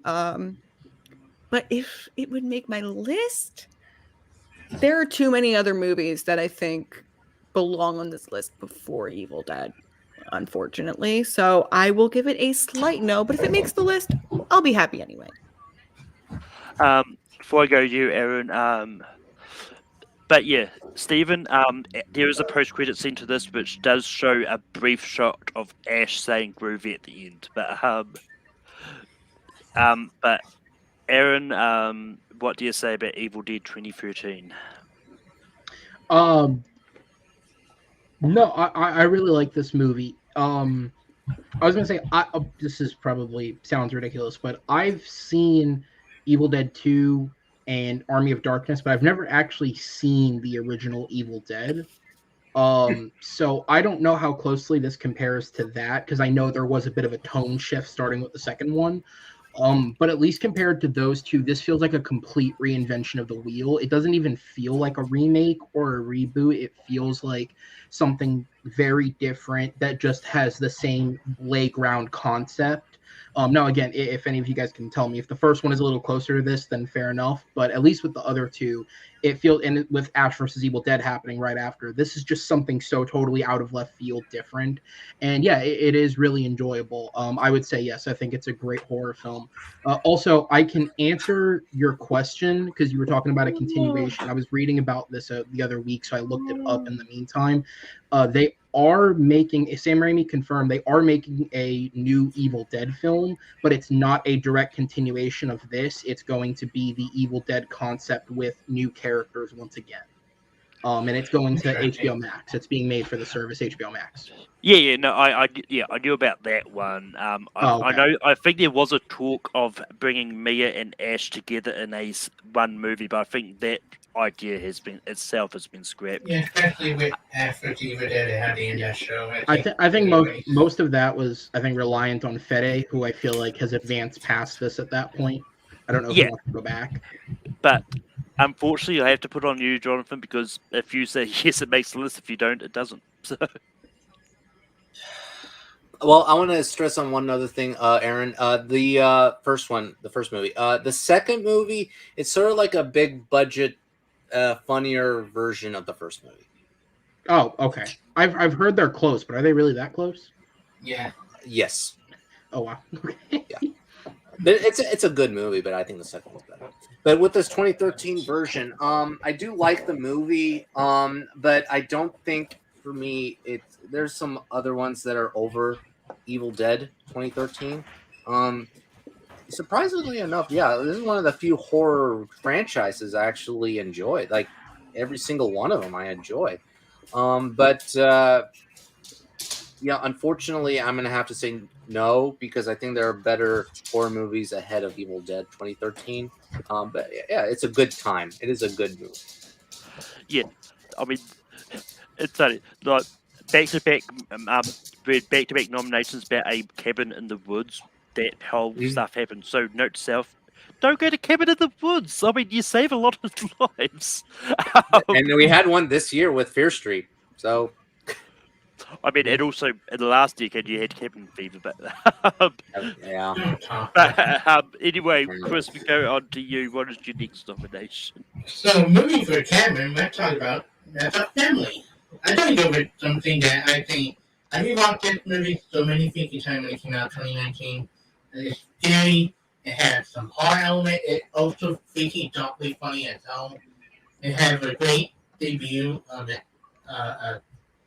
Of an actress related to a famous actor, and anyway, believe it or not, with Samantha Weaving. And it's a film that I had no idea what this meant. I remember working at the movie theater, people would talk about how good it is. I went to my brother theater. I had so much fun with this movie. It's scary, it's funny. Like, it's totally funny. Every time they accidentally kill the maid from random occurrences, some of the most funniest shit ever. And the ending is perfect. But on the ball story at the end, and her being the only one that left alive, perfect, thoughtfully funny, acting great. Any McDowell is really someone you despise film. Every cat member, I can name on everybody, and Brody, Mark O'Brien, everybody gave a phenomenal performance. Samantha Weaving did an answer to look out for, and she did a great debut, introducing her to the world. And I can't believe the father is Hugo Weaving. Like, it's a great debut. I definitely think Ready or Not should be bring up more often when we talk about great horror movie of this decade. Haley, what do you say about Ready or Not? So, fun story about this, and I feel like a lot of people think of the movie as this. When I was talking about what I wanted to put on the list, I was talking to my girlfriend, and I was like, "Oh yeah, Ready or Not." And she's like, "Which one is that?" And I was trying to explain the plot, and she goes, "Oh, is that movie with that girl that looks like Margot Robbie? That isn't Margot Robbie." And I've heard a lot of people explain the movie as just that and nothing else, which sucks because this movie is so much more. It is so good. And I was really scared we wouldn't be able to talk about this movie because there's so many other good ones. This was just as funny as it was scary. Like, we have What We Do in the Shadows, which leaned more towards funny, Cabin in the Woods, which leans a little more towards scary, kind of bounce. This one just balances right in the middle so perfectly. I love this one, and it kind of gives me like Knives Out vibes. Very Yes. fun, very good. I give it a yes. Aaron, what do you say about Ready or Not? Yeah, I'll make this quick. I'm gonna say yes. And Haley said exactly what I was gonna say. One of the reasons I said no to What We Do in the Shadows is because I think it's a horror comedy that, for my own taste, didn't have enough horror to be amongst the best. Even though I get why people love it, and I do love it as well. This is that perfect balance. This is a movie that can make you laugh in 1 second and then scare the shit out of you in the next. Yeah. Jonathan, what do you say about Ready or Not? That family has issues. That's the bloodiest version of hide and seek ever. My God. I just saw it actually a few days ago. This is going to be a traditional horror film that I'll watch for years to come because I enjoy it so much, and it gets better and better for me. Samara Weaving kicks ass in this movie. It's a yes for me. I mean, it is so good. It is so fun. Yeah, Haley hit it right note. It is the perfect balance right there. You can have like What We Do in the Shadows in one side with the comedy era, and then The Cabin in the Woods with the dark side, the horror side. So, and then Ready or Not, like the Oreo cream in the middle. So, yeah, Ready or Not, yes. And with that, Ready or Not does make the list. I mean, this is just like Hereditary. This is another one that when this came out, I wasn't as high as everyone else on this. I rewatched it for this, and it kind of I got a better appreciation for it. But it's also one of those ones that I actually appreciate more as just a straight horror movie because for me, I didn't like. I get there was a few funny moments in there, but there wasn't actually a lot of comedy in this. So I actually liked it more as a straight horror movie than thinking of it as a horror comedy. Understandable. But I probably still would have given it a slight no, just because it is, like I said to myself, like if it's in my top 20, I'll say yes to it. This is just outside that trend to me. But with that we go. Haley, what is your next nomination? Oh man, this is tough. Okay, I'm gonna do a vote amongst you guys. Do I go with the crazy one, or do I go with the one that should have been brought up like 5 places ago? Depends on the movies. Because I'm stuck. I kind of want to go for the baddie choice, but there's go for the baddie one. Go for the baddie one? Go for that. All right. I have a couple. Let's talk about a movie that is very strange. I only know people that absolutely love it or absolutely hate it. I don't know anyone with neutral feelings towards this movie. Very strange, very outside of the box, very art housey. Another A24 pick. It is going to be The Lighthouse. You just see Willem Dafoe and Robert Pattinson go absolutely nuts. And you see some things you will never be able to unsee that you wish you could unsee. Mm-hmm. And it's weird to almost call this a kind of comedy. It's kind of funny. It's kind of fun in a very not supposed to be way. But I needed to try to get this on the list. If it doesn't make it, I totally understand though. Aaron, what do you say about The Lighthouse? Have not seen it. Oh, Jonathan, what do you say about The Lighthouse? Why'd you spill your beans, Aaron? Why'd you reference something I won't know? Yeah, I know, but it's in the trailer. So The Lighthouse. So here's a little anecdote. So the first time I seen it, I did not like it. I didn't get it. But the more times I watched it, the more times I appreciate it. I see the signs in certain scenes and the jokes that I laughed at or amused at. And the chemistry between Pattinson and Dafoe, again, another deserving nomination, Dafoe for supporting me. He learned how to knit for this movie. Yes, he did. He definitely fit for the time. I pointed out when I like Pattinson would be a great Batman. I pointed out some of the other film. Yes. So but ever since the first viewing, I appreciated it more and more, and then I loved it more and more. It is a baddie film. It is a bat shit film, if you want to say it that way. But it's A24. Come on. I kind of love this movie now. I think Eggers has a great fit for these type of era films with the one movie that may or not be brought up by certain people or people on this panel. And also The Lighthouse. And then he has another movie coming out called I think it's called The Northman. Yeah. Anya Taylor-Joy. Okay. I'm gonna go with a yes on this one. I think this is a great movie. This should be on the list. Robert Eggers is another director, a horror director that should be mentioned today. And yeah, he should be on the list. The Lighthouse. Like really, I appreciate what they're trying to do with the Lighthouse. And maybe it's just one of those ones I need to rewatch to see it on a second viewing to sort of appreciate it more. Yeah. But at this stage, I'm going to say no. I'm just not as much of a fan of it. But but Chris, it's on you. What do you say about the Lighthouse? Oh, why you got to leave it on me on this one? Don't Haley, tell me, almost. Chris.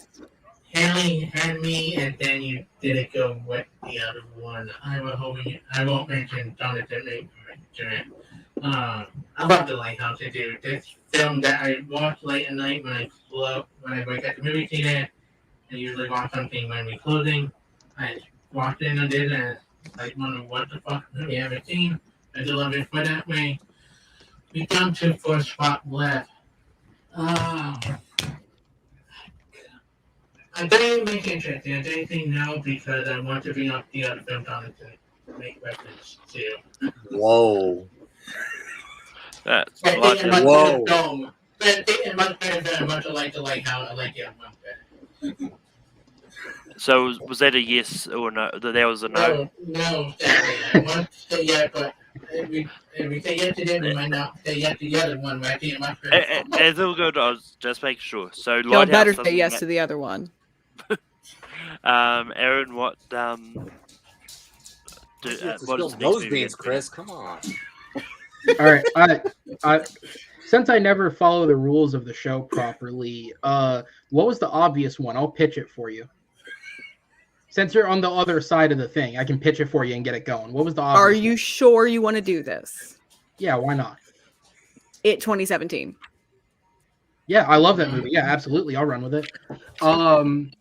Yeah, I think considering, I feel like this is one of those books that like people look at it and because I mean the 90s one is like cheesy fun, but it's not perfect. But it's a book where you look at it on paper and it's a very difficult book to adapt. And the second part is what it is. I don't love that one nearly as much, but Muschietti did a great job with the first one. I think rightly so. Getting kids to act well is very difficult, and almost this entire cast is filled with kids. And Andy Muschietti gets very good emotional performances out of all of them. And then Bill Skarsgård as Pennywise. I mean, the dude is just absolutely terrifying. I remember, I don't know how many of you guys, this is a weird tangent, but I don't know if any of you guys have seen this piece of shit, but the third Divergent film, Elysium. This was the first time I ever saw Bill Skarsgård in anything. And when I left that movie, the one takeaway I had is, wow, nobody wanted to be here except for Bill Skarsgård, who was trying like his career depended on it. And it stuck with me because it's the one in a movie where you have Miles Teller acting like he's out of character half the time, and Theo James is a piece of white paper that's trying to act. You know, Bill Skarsgård really was committed to doing whatever they made that character do, and he honestly gave a half-decent performance in a terrible film. So seeing him commit that much to Pennywise, giving that same level of commitment, he makes him a legitimate, modern, terrifying horror villain. No, I'm glad that was the obvious one. Yeah, no, that's a great film. Absolutely, I think it should be on the list. I would have said yes if he'd said it. Jonathan, what do you say about it 2017? Man, The Lighthouse was high in my top 10, our top 12, but it was up in the batter. So Yeah, It 2017 is a big surprise when it came out for me. It came out in September. I thought it was going to be an okay movie, but based on the trailers, I had some middling expectations.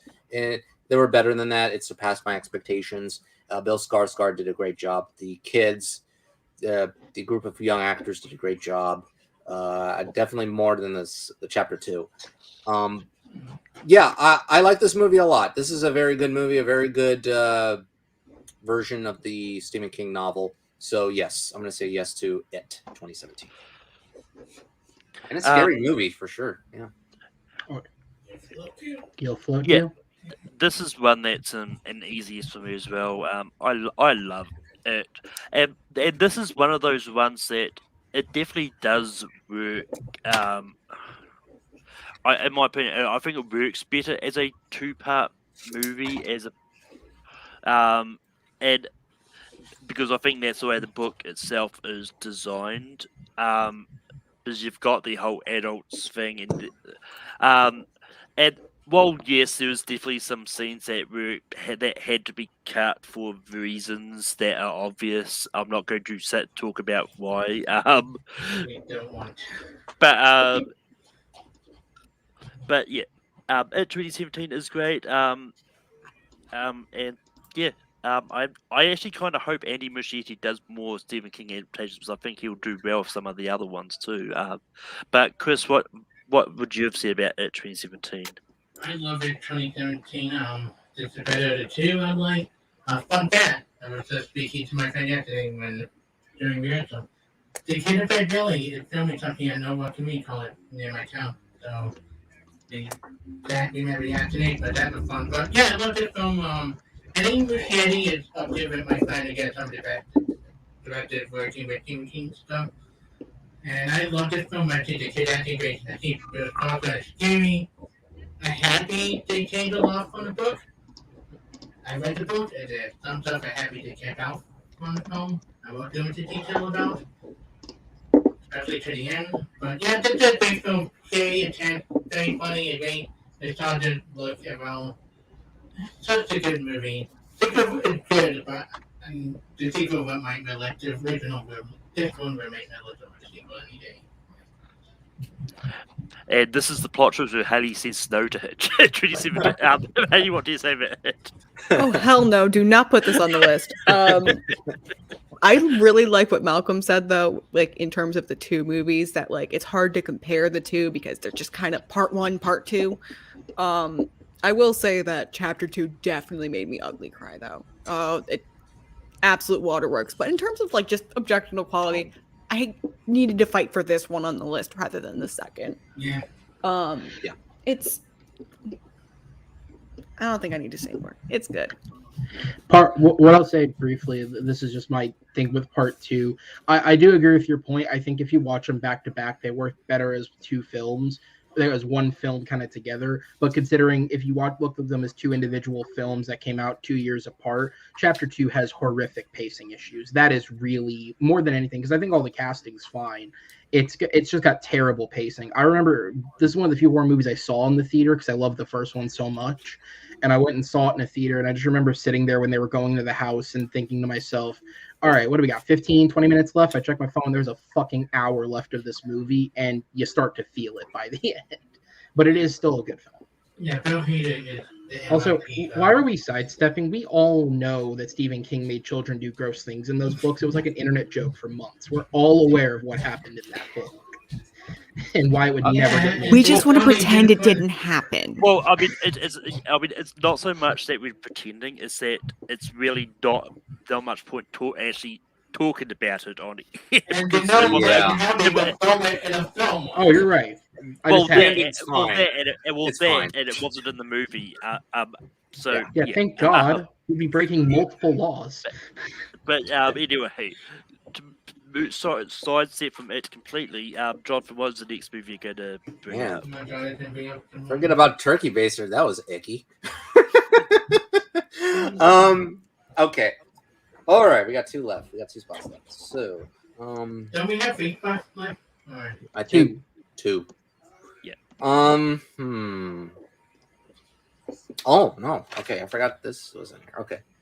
Yeah, this person's name has not been brought up at all. Okay. So in horror movies, there's like this trope called like a book where you don't open it. Especially this movie, because this book scares a mother and a child in smithereens, and it's just so eerie, and it's like full paranoia. And I'm talking about The Babadook, directed by Jennifer Kent. So I'm going to nominate The Babadook. I've talked about it before on the female directors episode. I love this movie. This should be on the list. I think this is a fantastically eerie film in which this Babadook character basically possesses their lives, the widows of the sons' lives throughout the film. Also, this is a small film, and this was, brought about. I had not heard of this since probably towards the end of that year it came out, and then when I watched it a few months later, I was blown away. And SC Davis was fantastic in that movie for sure. So is Kent's direction. I knew her and her direction would be so fantastic in her next movie, The Nightingale, which is more disturbing. So I can't wait to see what she can do as a director for next year. But the Babadook is one that should be on the list. And on the, when we did the female directors episode, I had not seen this movie. I have since seen this movie because I watched it this week because I knew I was pretty sure it was going to come up. But I love this movie. This is one of those ones that just the visuals, and I don't think we really see the monster itself in a real life much in this movie. It's more an possession thing. And just seeing some of the shots, because I mean the scene where the kid, I cannot remember his name, pushes the girl out of the tree, the other one out of the tree house. It was just one of those disturbing moments in which just was really hard to watch, but I couldn't look away at the same time because but The Babadook is a great movie. I was going to bring this up if John didn't bring it up, so it's a yes. Chris, what do you say about The Babadook? We down to 2 spots, I think you did, and I say yes to this. I have a feeling the one I want to bring up might not get brought up. I have to say no because I think we have to bring up the one I've been mentioning. I do leave out to Haley on this one. I love the Babadook.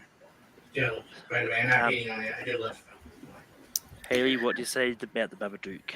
So I have one movie left that I am, if I can, I'm going to fight to put on this list. But I will, I'll give a little leeway for this movie because this, like the last movie we brought up, has brilliant child acting. It's really impressive. I don't know the actor's name, but what he did in this film is absolutely amazing. It's very unsettling. And again, like in Hereditary, it's a lot of the real life stuff in this movie that's unsettling with it. And I will give it a yes. Noah Wiseman was the kid, and it was the one that played Sam in this. Aaron, it's on. Actually, no, The Babadook makes the list. No, it makes it. No matter what I'm about to say. Yeah. No, I would have. I agree with you guys absolutely. Simply on the premise of, and obviously, I think the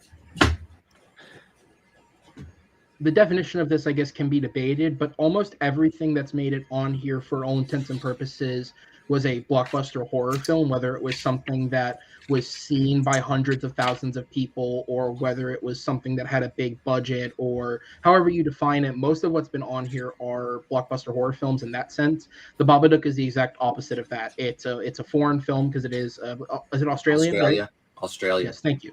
It's a Australian horror film. It's got a no-name director for the time, no-name cast. I believe it only cost a couple of million to make, and in America at least, or at least around me, it was only ever released in like art house cinemas. Like it never really went to any major theater chains. So this is the definition of independent horror, and I do think it's one of the best of the independent horror scene that was offered during the 2010s. So as a representative of the whole thing, I would say yeah. Yeah, $2 million. $2 $2 million budget. Fair. Which is shockingly less than The Room. It's on me. Oh There's boy. the few I want to bring up is what. I'm going to try for this because it's different to what we've already got here. Look, in this day and age, like especially during the pandemic, now we relied on Zoom calls a lot. Oh. I'm bringing up one that they used the whole Zoom aspect and stuff perfectly. I'm going for Unfriended. This is one of those movies which I think really worked, especially when you got this mysterious psychological demon just infiltrating your Zoom calls and just and no one knows, and you just, no matter what you just can't get rid of this mysterious window.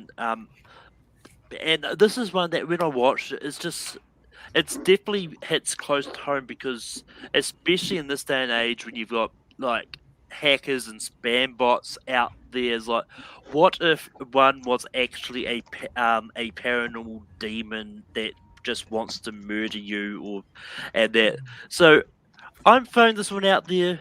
If this doesn't make it on, I'm not going to be too upset. I just wanted to bring this up because it's really inventive.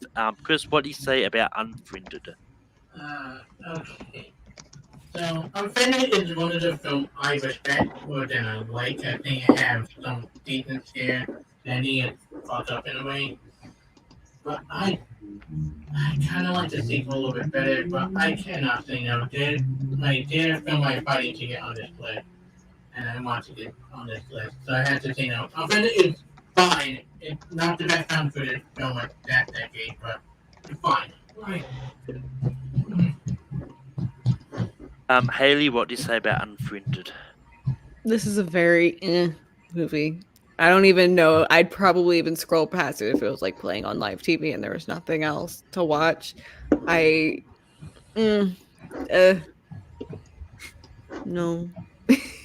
Aaron, what do you say about Unfriended? Well, first off, Malcolm, this was like 2014. They weren't on Zoom. They were on Skype, good sir. They were on the OG.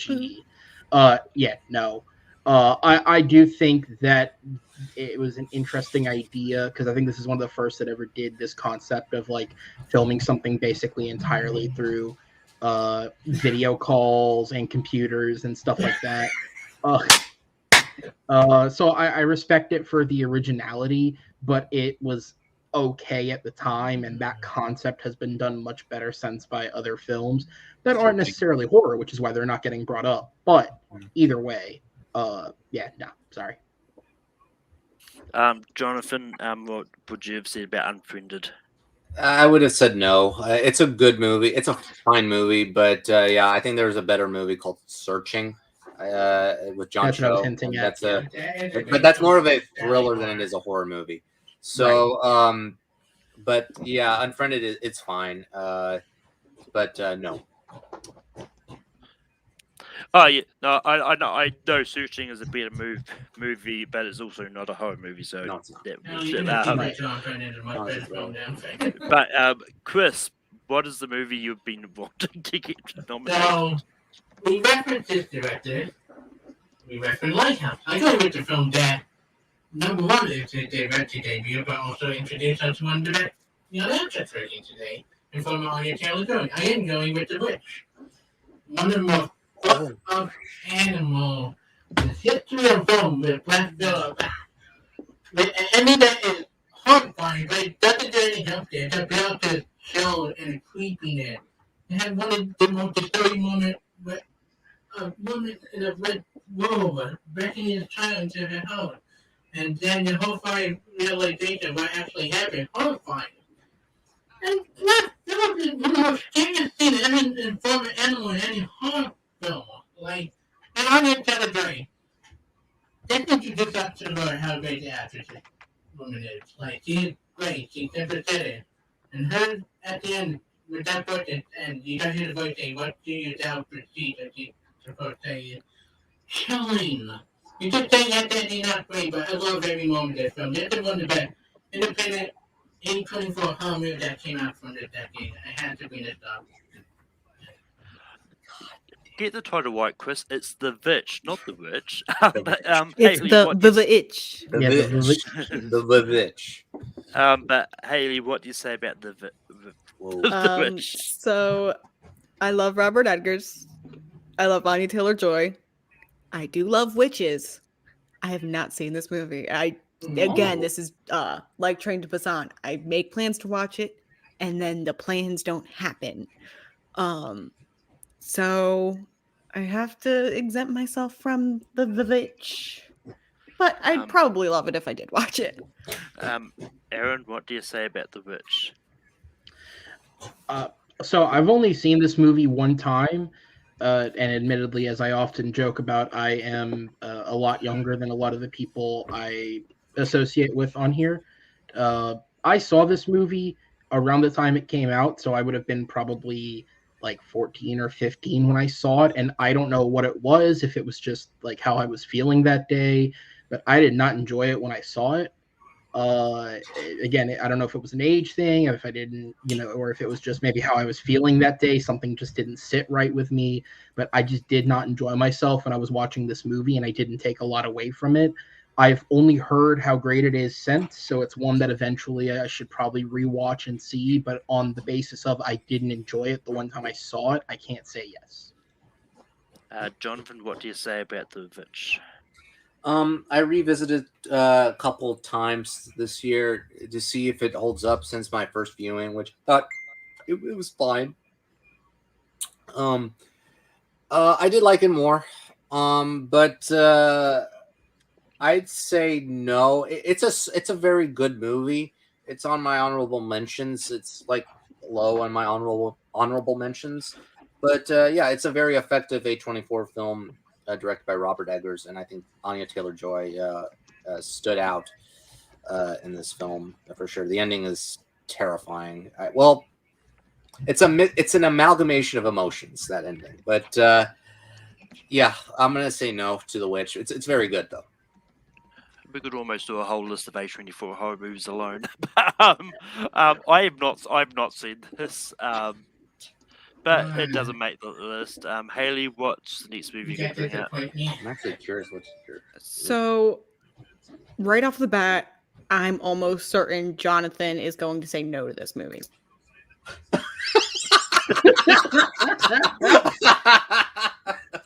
Unless I'm on mute. So, if you didn't hear me, I'm going to nominate a movie that I'm pretty sure Jonathan is going to say no to. This movie comes from a director who has a movie that I hate, but this movie I absolutely love. It is the remake of the movie Suspiria. This is incredibly strange, incredibly dark. I think I just saw Jonathan comment something. I was like, not for me. So that's why I'm thinking no.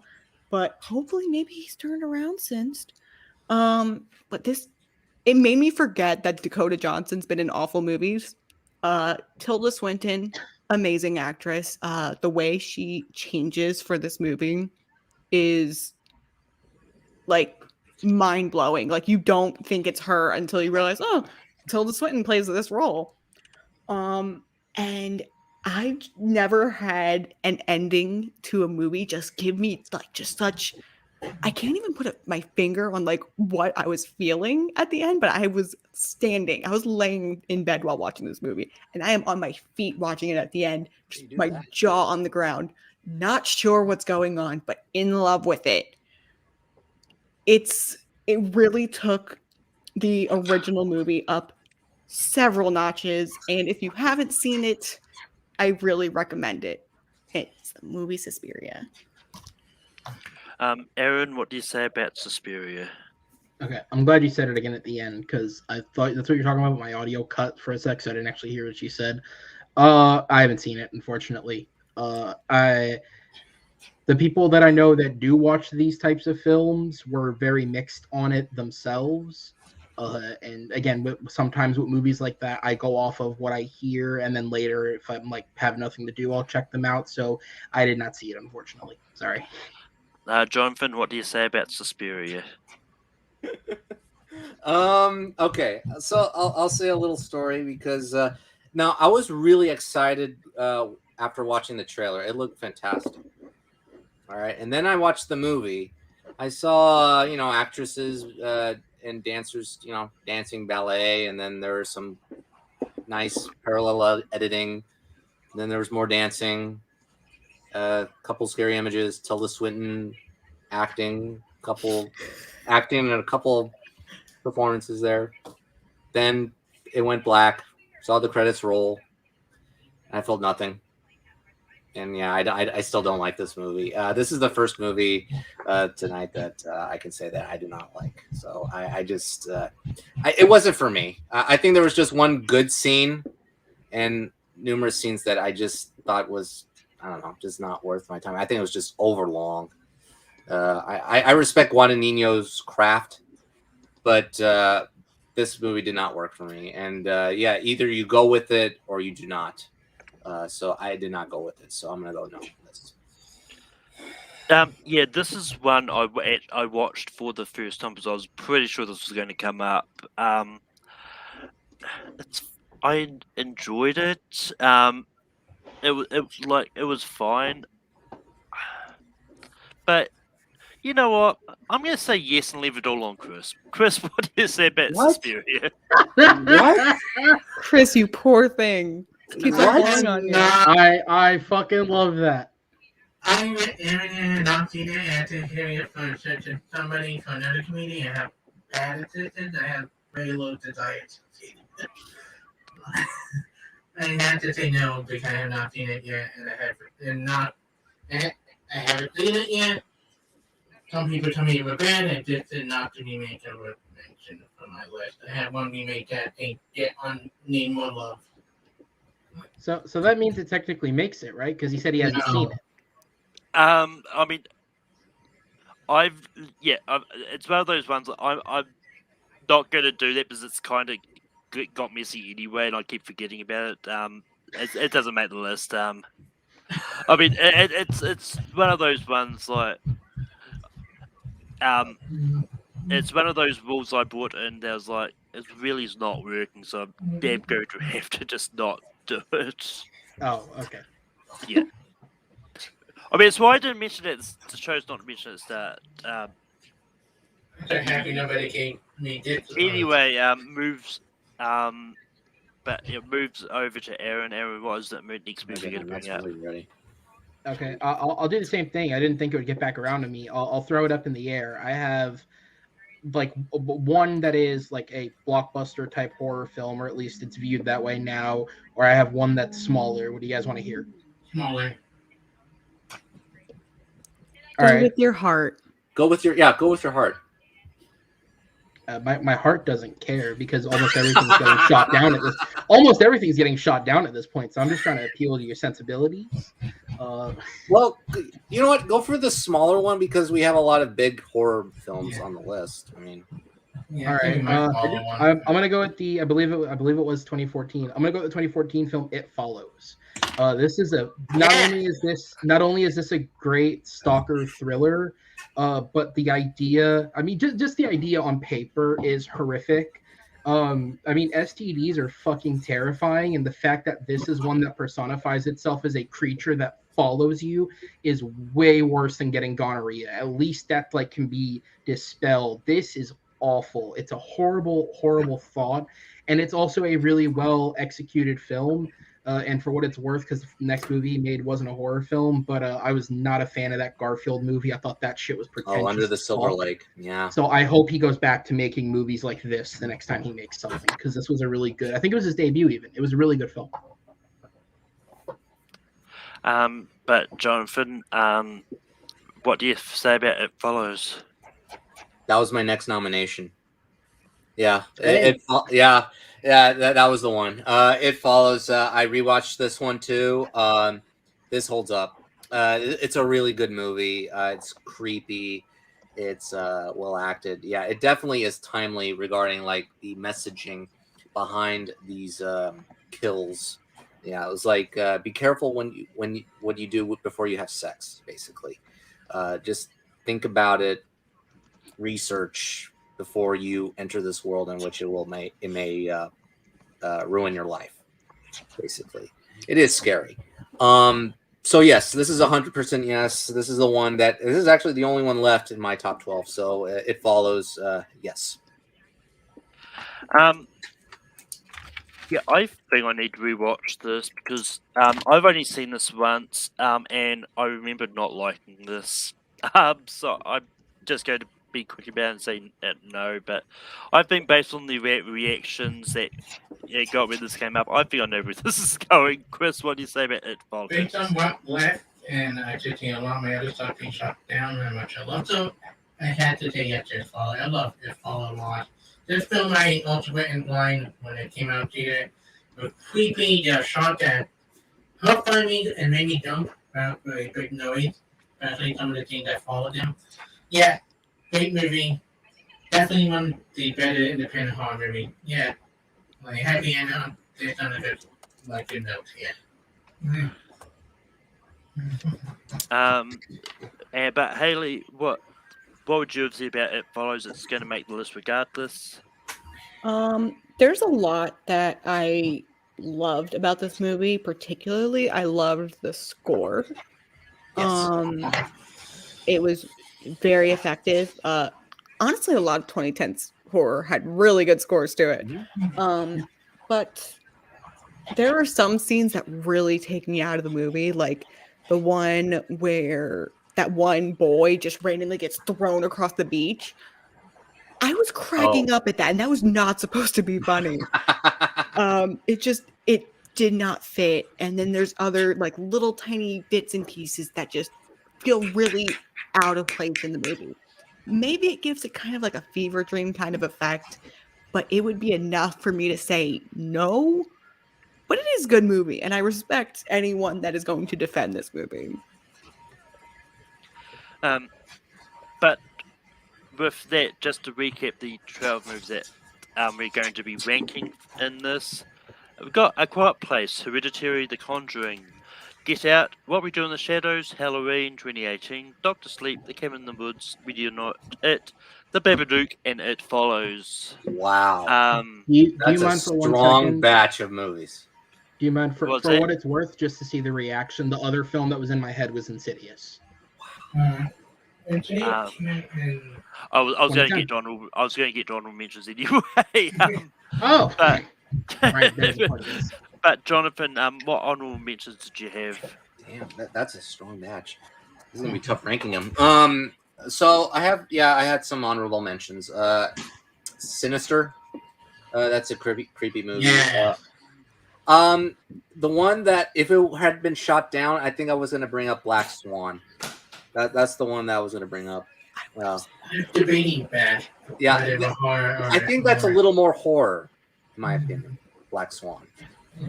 I have Insidious as well. In terms of family horror, I have Paranorman. Mentions. I rewatched that. That's a very good movie. And then the one I just watched had a shot. A Girl Walks Home Alone at Night.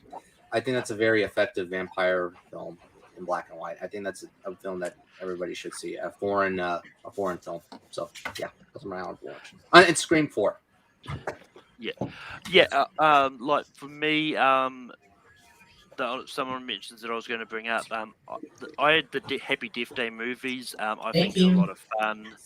I'm one of those people that really, really loved Child's Play 2019. I thought that was fun.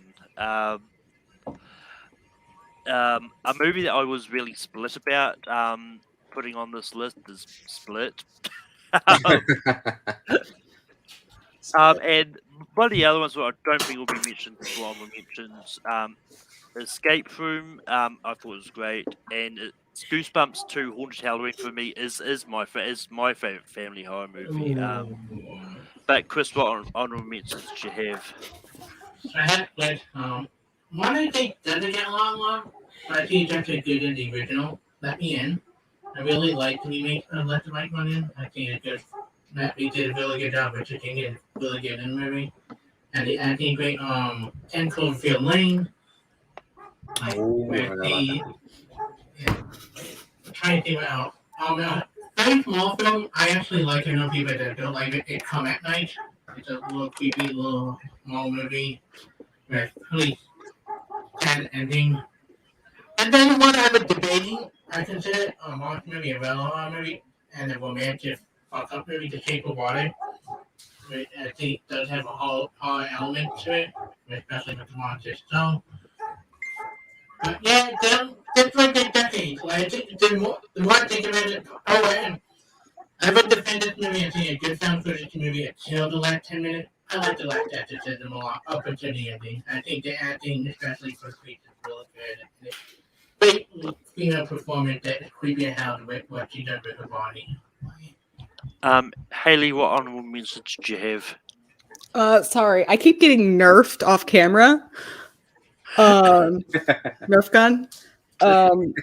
And my honorable mentions, one's going to be a little off color, but Love Witch, Hush, another Mike Flanagan movie. Yeah, absolutely amazing. Hush is good. I also had the Happy Death Day movies. Scream 4. I'm really surprised that didn't make the list. But another movie I think everyone needs to give another chance because we slept on it, we disrespected it, and we didn't actually watch it before we judged it. And that is Saw the Final Chapter. I just rewatched this, and it ties all the loose ends in the movies. If you watched all of the previous ones, this is a really satisfying ending. Give it another chance, please. They should have ended it. Or you can call it Saw 3D. That's it. What was that? I thought I saw my name, but I didn't actually read it. What was Jacob. Jacob's West. Oh. Oh. Being myself. Do you want me to go next? Am I the last one? Yeah, last one. All right. Okay. So I was going to say, taking out the things that have already been said, because some of them got brought up by people, since you just mentioned Mike Flanagan, I was going to say the one that I instinctively went to was Oculus. Yeah. I think that's a great film. Then again, taking out the ones that were already said, just to not repeat. I had a couple that I put on here that I ended up staying away from, just because I feel like the line between thriller and horror was drawn with Green Room. But I had Ex Machina, I had The Gift, and I had The Guest with Dan Stevens. I also had Overlord from 2018, I believe. And then the last two that I had were, again, this was kind of the one I gravitated to with comedy, but Zombieland Double Tap, which I thought not as good as the original, but still a really funny comedy horror film. And I put Malignant on there. I figured it wouldn't make it, but it's a really fucking weird movie that's almost like James Wan's homage to like B horror movies of the past. If anyone hasn't seen it, I don't know if it's still on HBO Max with the weird 1 month thing. But whenever you get a chance to see it, go see it, because it is, for the first part of the movie, it might not hold you, but just stick with it, because there's a twist part of the way through, and it is so fucking off the wall, and it completely changes how you look at the rest of it. Yeah, it came out this year. Yeah, I mean, it came out in 2019. Yeah, I would have. Oh fuck! It came out this year. This is 2010. I haven't gotten mentioned it yet. If you guys have not, that just hit me. Wow, that's what I'm doing here, not paying attention. Clearly. If you guys have not seen the previous director work, the guy who did get some good net, it's also a really good horror movie. And fuck up the families. But with that being said, it's time to vote on what we do have on there. Chris, what do you want for number 12? I'm between two movies, but I went with it so much I loved it. I had to go with It Follow, but It's in another film that's lower on my list than the other one. Haley, Ooh, I like that. Ooh. Aaron, I like that board. I might have to rethink my strategy because if not, I'm gonna have the same word written for a long time. But it's the only one of the 12 I haven't seen, so theoretically, it's last. Jonathan. Halloween.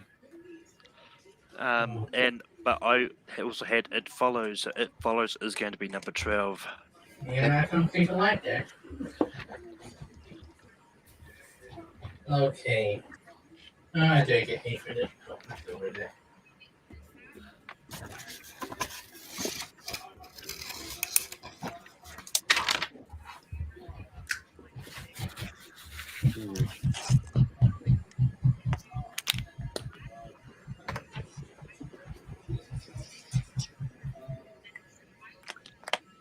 This is a pretty strong lecture here.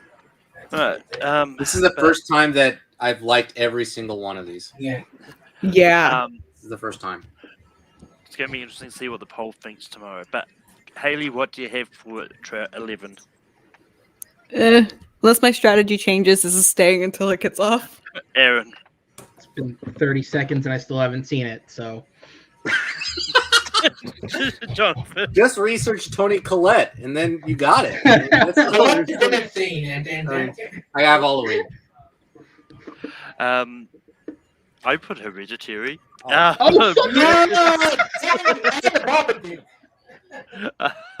joking. Hereditary is going to be number 11. Top 10 anime betrayals. Too low. And just like that, I've broken the hearts of horror fans forever. That's too low. That's too low. Look up that creepy image and then. You think Halloween's better than Hereditary? What the?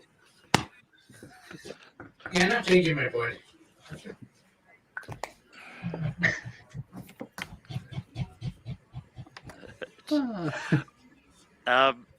Aaron, what do you have for 10? Okay. You can't possibly hate me worse for this pick than the last one. I put Halloween. Jonathan. Halloween. I've got Ready or Not. Chris. Babadook. Haley. The Conjuring, but add an angry face. Sorry. I'm even more angry. Okay, now this is tough for me because I like all of these. This is Halloween. This is gonna be tough now. I'm gonna say Halloween. I'm gonna say that like Halloween killed just all my love for that movie.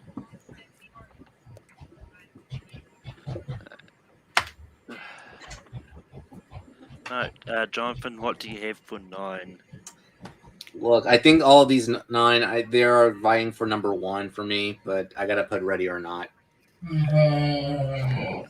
Ready or Not, Chris. Babadook. Haley.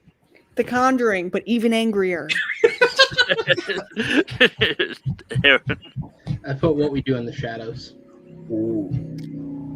Oh, that fighting right there. So which one got knocked out? Ready or Not. Each one, all I had explode. I'm gonna assume everybody else has the same thing. So I'm gonna I was gonna say this becomes a game of whoever just eliminated a film. What are you picking? You eliminated two of my favorites. You know what? Chris seems dead set on hating the Babadook, and Haley seems dead set on Conjuring. I don't have it in my top 5. There you go. There you go. I don't know why Rachel's putting a year, but I put it. Chris, Once again, I like this movie, but I don't love it. The Babadook. Haley. The Conjuring, but now my board's on fire. Pretty soon you're gonna start exercising your board. What We Do in the Shadows. Oh no, this is bad. Jonathan. I put Dr. Sleep. Is that a what do you have again, Chris? He had Babadook. We all had different movies. We all have different movies. So, in situations like this, we go to the chat, and the first one I see. So, you've either got It, 2017, The Babadook, The Conjuring, What We Do in the Shadows. What We Do in the Shadows, Doctor Sleep.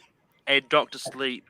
The first one to comment one of those 5 movies is the one that decides which one gets to be 8. Save my poor board. And Stardrew got in first, and it is the Bob Cook. But that is not the name of the movie. Spell it right. Bob Cook.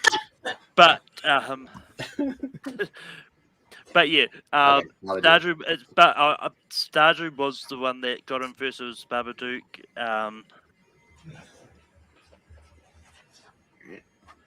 At least somebody made. Sorry. You know what? I'm gonna change something. I'm gonna change my board actually. But even if Stardrew was, we had Brian say Babadook. Okay, all right.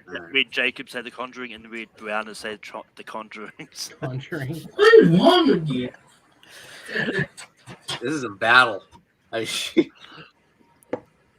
I said, this is a strong match. Ranking him is hard. This is the hardest one.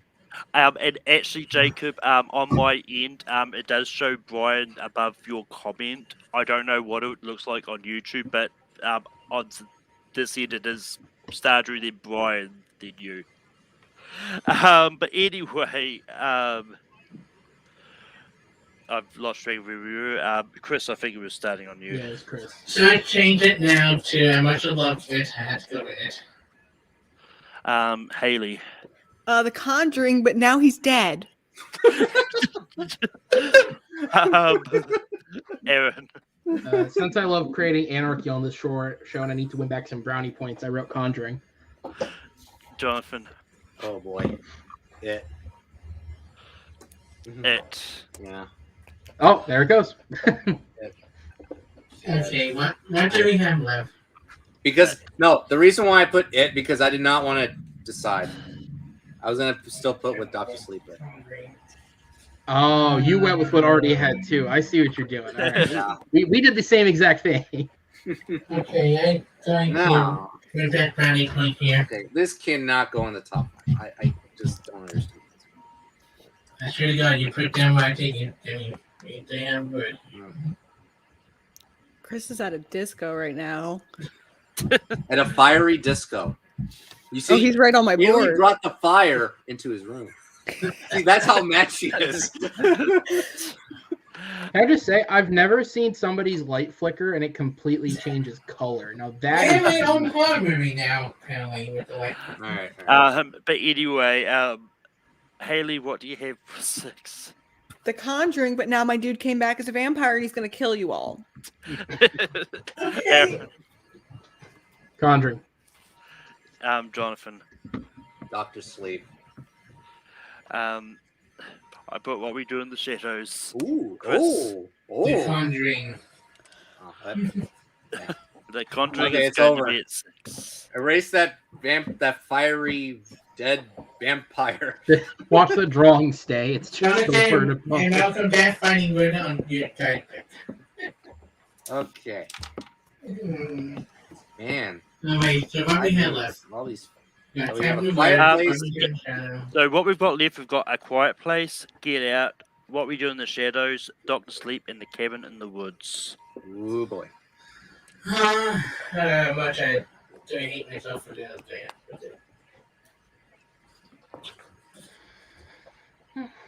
These are all really good choices. But Aaron, what do you have for 5? I'll go back to my previous pick before I went for brownie points. What We Do in the Shadows. Jonathan. I heard Malcolm. I think Doctor Sleep. I went with What We Do in the Shadows. Chris. Doctor Sleep, the last half. Haley. A Quiet Place. Nothing's going on. Uh-oh. But Haley, Doctor Sleep or What We Do in the Shadows at 5. We know which one it's going to be. Sorry, Mike Flanagan. Dr. Sleep's going out.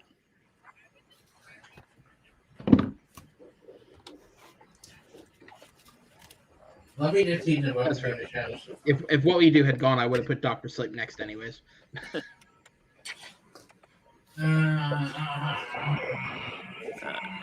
Yes, Chris, we get it. You're annoyed and stressed. No, I'm trying to figure out what to put. No, I got my next one actually. This one's. But Jonathan, what do you have at 4? Yeah, the next 4 are great movies, so I'm gonna put What We Do in the Shadows. What We Do in the Shadows. Chris? The Cabin in the Woods. I'm fighting you guys on what we did. Haley? Quiet Place. Still quiet. Aaron? Bye bye, Tycho. What We Do in the Shadows is going to be at 4.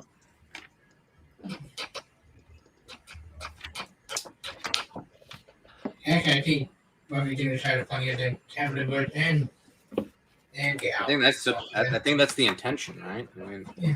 what we do. The show is not supposed to be fun. You enjoying your spaghetti? All right. For number 3, I've got Get Out. Chris? I stay time to go by my favorite to Get Out. Haley? A Quiet Place, please. Aaron? I said Cabin in the Woods. Jonathan? I'm sorry, Malcolm, you have to do this.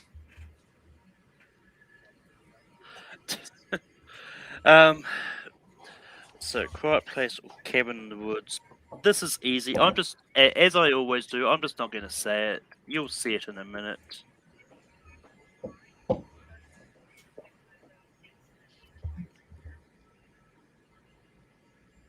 Really? Huh. I won by not winning. I did not expect this. Really? order. Okay, so this is number 1. So this is our number 1. We go for number 1 instead of number 2. Okay. Honestly, I should have just voted for it. Yeah, this is. This is done. I'm done. I mean,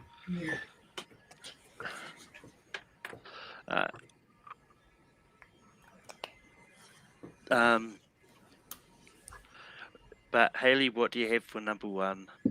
So, fun fact, if you ever work at a haunted attraction as an actor, you are told to not say this one phrase. And the phrase is, get out. That's my number 1. Aaron? Get Out. Jonathan? get out. Get out. A Quiet Place. Chris? Okay, then quiet place. And roll. Get More out. creative Hey. than horror. Okay. I want to say shout out to Malcolm for again letting the least horror guy be the deciding vote because I knew you guys were going to go with the inverse of what you just said. Quiet place so much better than Get Out. So. Yeah. In my opinion, deservingly number 1. Get out. But with that being said, going to recap our top 12. At number 12, we've got It Follows. At 11, we've got Hereditary. At 10, we've got Halloween 2018. At 9, we've got Ready or Not. At 8, we've got The Babadook. At 7, we've got It 2017. At 6, we've got The Conjuring. At 5, we've got Doctor Sleep. At 4, we've got What We Do in the Shadows. At 3, we've got The Cabin in the Woods. At 2, we've got A Quiet Place. And number 1, we've got Get Out. Wow, that's a great list. That That is a is. great list, and I can't wait to see the result of poll. Watch Saw 3D. Don't. Okay, Hereditary, yes. That's too low. Yeah. I will take the heat for that one. Sorry.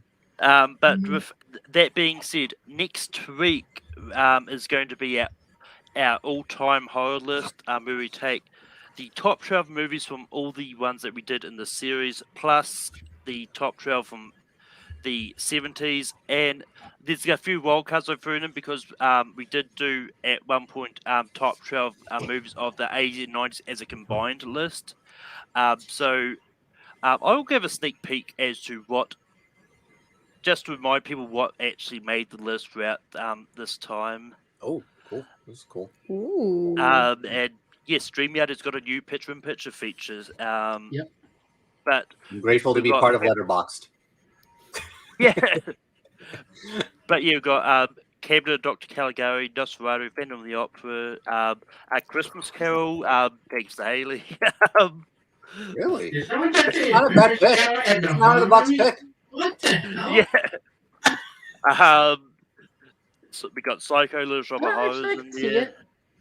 Night of the Living Dead, Jaws, Rocky Horror Picture Show, The Omen, Carrie, Eraserhead, House, or Houseu, Dawn of the Dead, Halloween 3 Season of the Witch, Nightmare on Elm Street, Reanimator, Child's Play, the original, Hellraiser 2, Nightmare on Elm Street 3,